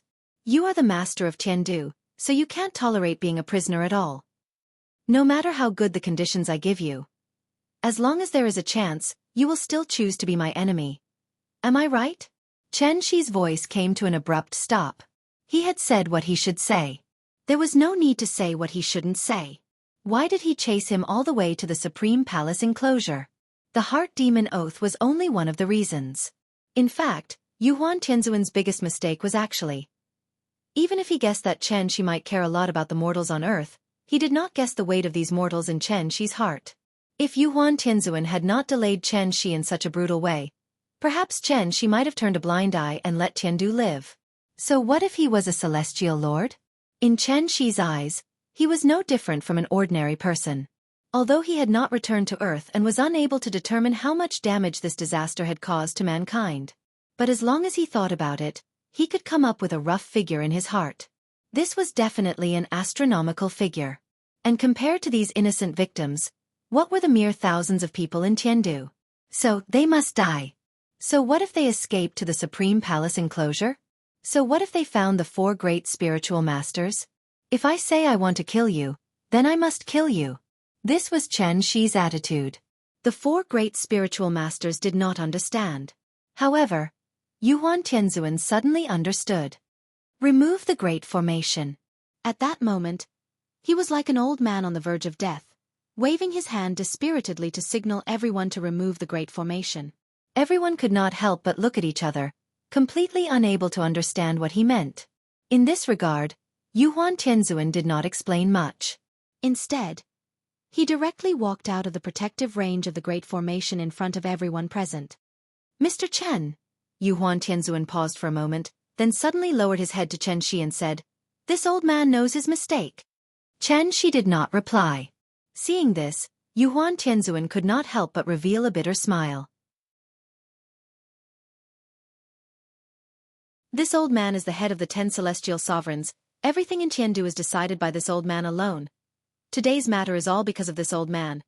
This old man knows that his sins are grave, and does not dare to ask for Mr.'s forgiveness.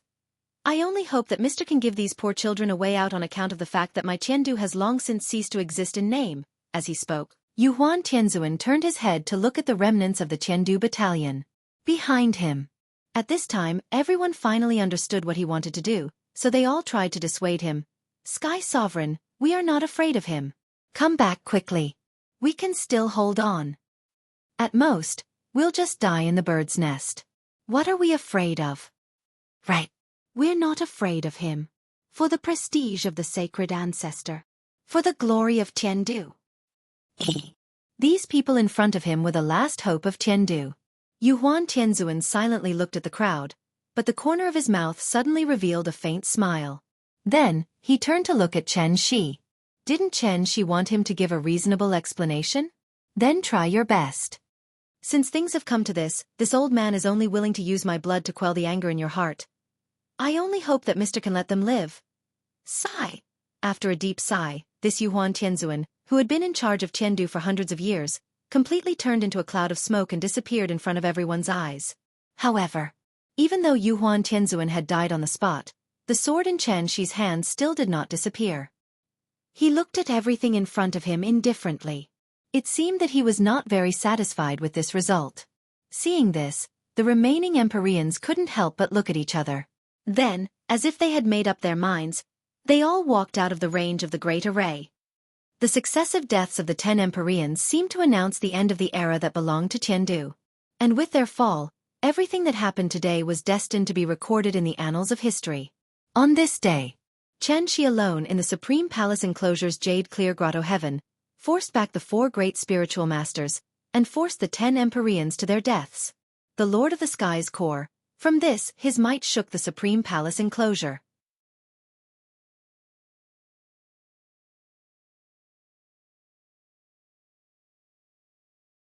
Chapter 498. After the death of the 10 Empyreans, Tobague naturally couldn't escape death. In this regard, Chen Shi's face didn't show much emotion. As if he was looking at a very ordinary thing, after taking a deep look at the hundreds of people left in Tiandu, the long sword in his hand turned into a wisp of smoke and dissipated in front of him. Since the culprits had all been killed, Chen Shi was too lazy to kill them all. It was just to give some face to the sacred ancestor, so that the inheritance of Tiandu would not be cut off because of this. Then, Chen Shi finally cast his gaze on Taoist Master Void Pierce again. He did not have a good impression of these 4 greedy old bastards. Thus, he hastily cupped his hands and bowed. Then he coldly said, "This matter is over. This Chen will not disturb you all any longer. Goodbye." As soon as his voice fell, without waiting for Taoist Master Void Pierce's reply, Chen Shi had turned into a stream of light and completely disappeared from Jade Clear Grotto Heaven. Taoist Cave Spirit seemed to be a little dissatisfied with Chen Shi's arrogant attitude, so after a cold snort, he wanted to move forward to stop him. However, just as Taoist Cave Spirit was about to move, Taoist Master Void Pierce suddenly stopped him. "Junior brother, don't act rashly. This person's cultivation is almost the same as mine, and his grasp of the true meaning of the word void is quite proficient. Even if the 4 of us join forces, we don't have full confidence that we can stop him today. In that case, why would Jade Clear Grotto Heaven want to make such a strong enemy for no reason? Let him go, today's matter is over. In addition, regarding the aftermath of Tiandu, everything will be handed over to Junior Brother Tongxian to deal with.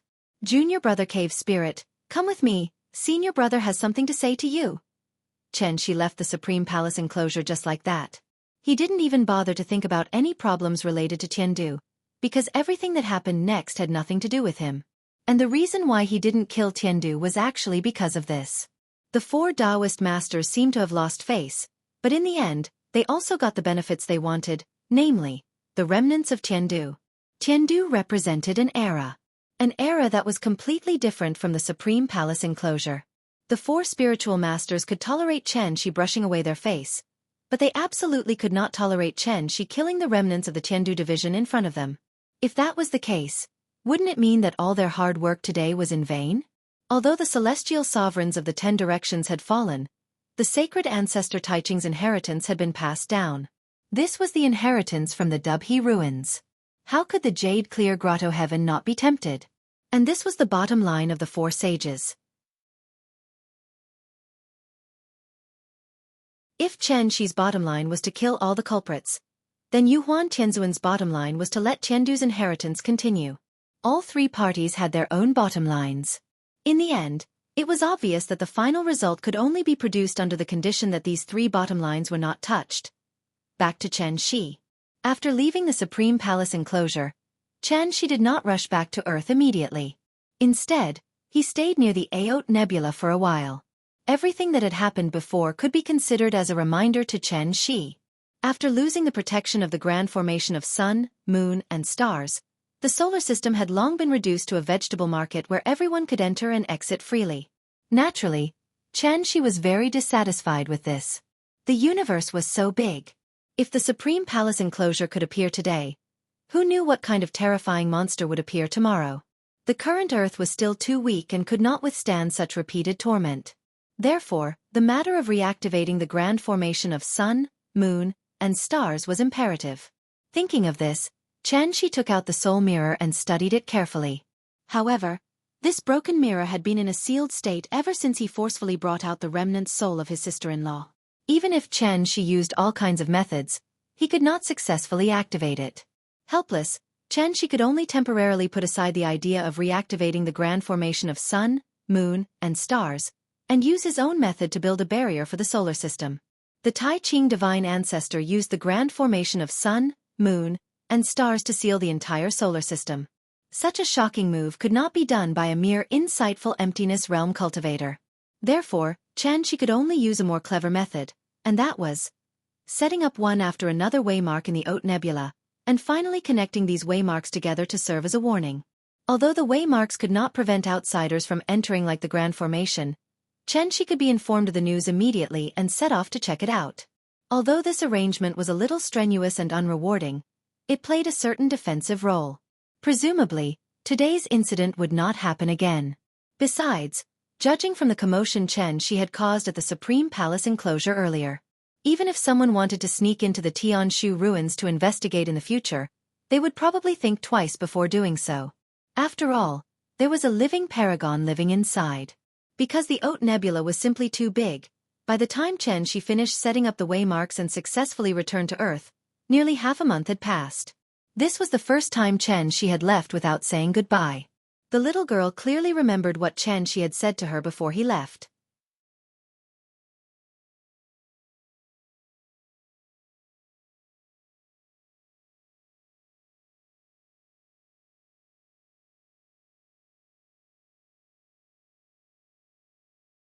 The frequency of this question appearing was second only to the most unforgettable thing, and my parents.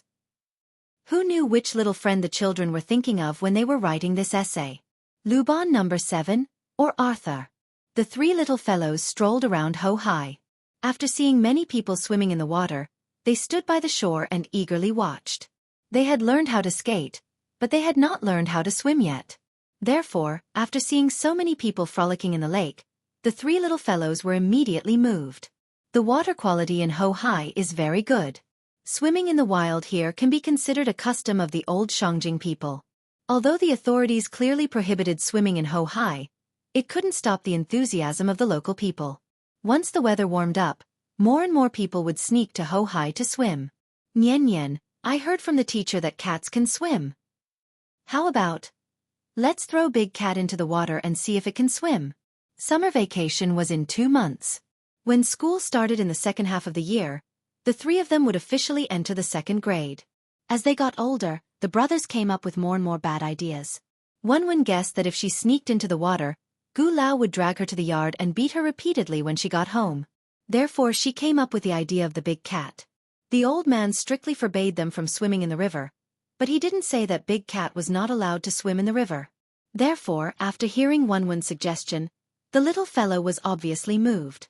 She had been to the sea, and she had also been to the water. However, the turbulent water was obviously different from the calm lake in front of her.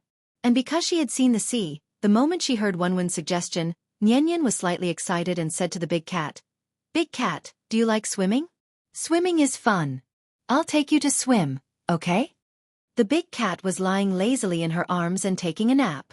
The moment it heard the little fellow say that she was going to take it to swim, its feline instincts made its hair stand on end. Meow. The three children were standing by the lake, and there were steps under the river embankment. According to Nian's idea, after letting the big cat swim in the water, they could stand here and take the big cat back. Therefore, she didn't even wait for the big cat to come back to its senses. As soon as she finished speaking, she suddenly let go and threw the big cat directly into the back of the lake. Meow! This time, the big cat was really panicking. As a cat, it was one thing to be able to swim, but it was another thing to be afraid of water. Therefore, the moment it was thrown out by Nian, the big cat began to twist its body crazily in the air. It wanted to borrow strength, but it couldn't find any place to do so. It could only watch as it got closer and closer to the deep lake. Meow!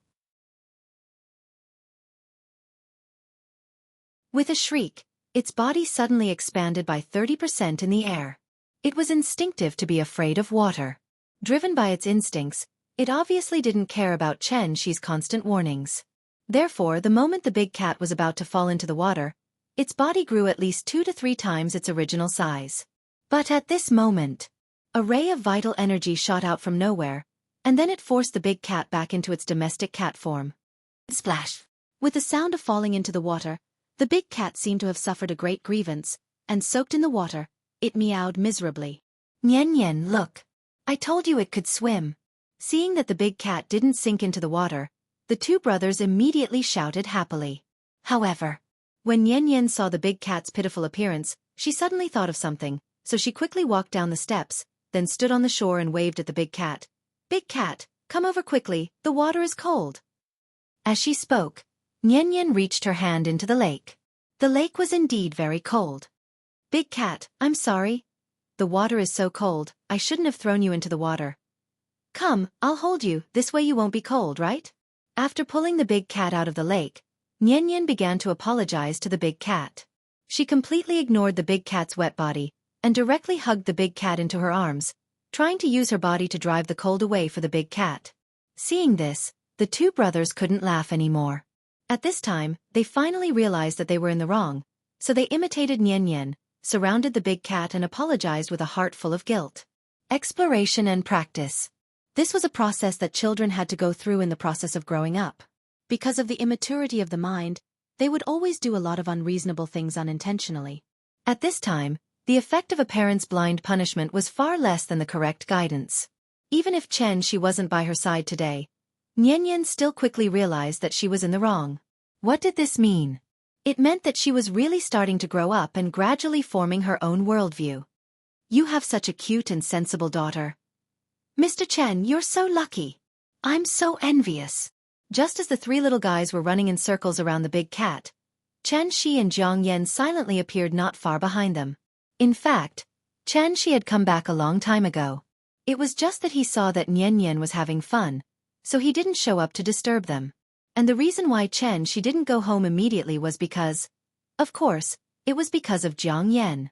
After all, if Jianghu hadn't arrived in time, Heavenly Venerable Yuhuan might have been served with good food and drinks by the Tuoba family right now.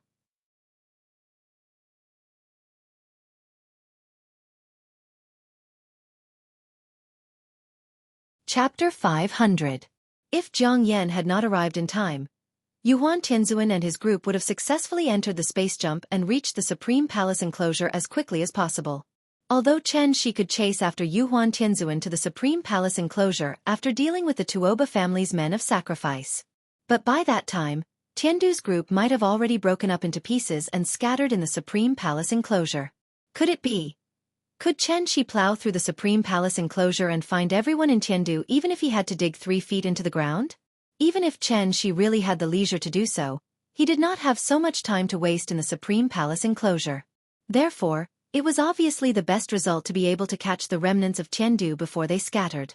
Xianxia was very satisfied with this result. The matter of thanking Jiang Yan was naturally within reason. This was a catastrophe that affected the whole world and appeared almost everywhere at the same time. Although the disaster did not last long, it still brought huge losses to mankind, and the American continent suffered the most. This disaster was unanimously named by scientists all over the world Skyfire. It was said to be a supernatural phenomenon caused by a solar storm. As for the specific cause of Skyfire, scientists were still researching and had not yet given a rigorous and reasonable report. Skyfire swept across the world, but Wuxia was the least affected. Only the city of Xianxia and a few surrounding villages and towns were attacked by Skyfire. As Europe was too close to Asia, they were the first to receive support from Diyu Island. Africa was poor and Australia was small. These places were sparsely populated and were not the first target of the Tuoba family. Therefore, the American continent, which was far away at the other end of the Pacific Ocean, naturally became the disaster area. Old Me had been through a lot in the past few years. First there was the threat of the supervolcano, and then there was the trouble of Changhua and Yiji. After a while of peace, Skyfire came again. Perhaps this was retribution. Old Me did not do bad things in Central Asia because of oil, which directly caused the local people to suffer the pain of war. After the Skyfire incident, Old Me could finally have some peace and quiet. Nowadays, the TV stations broadcast the disaster situations all day long. But for the viewers watching the TV, as long as the disaster did not befall them, wouldn't they still be eating and sleeping every day? Disaster relief? That was a matter for the country. At most, the commoners would chat with each other after a meal. Jiang Yan accepted Xianxia's thanks with a smile. In addition, he also brought a slightly surprising piece of news to Xianxia.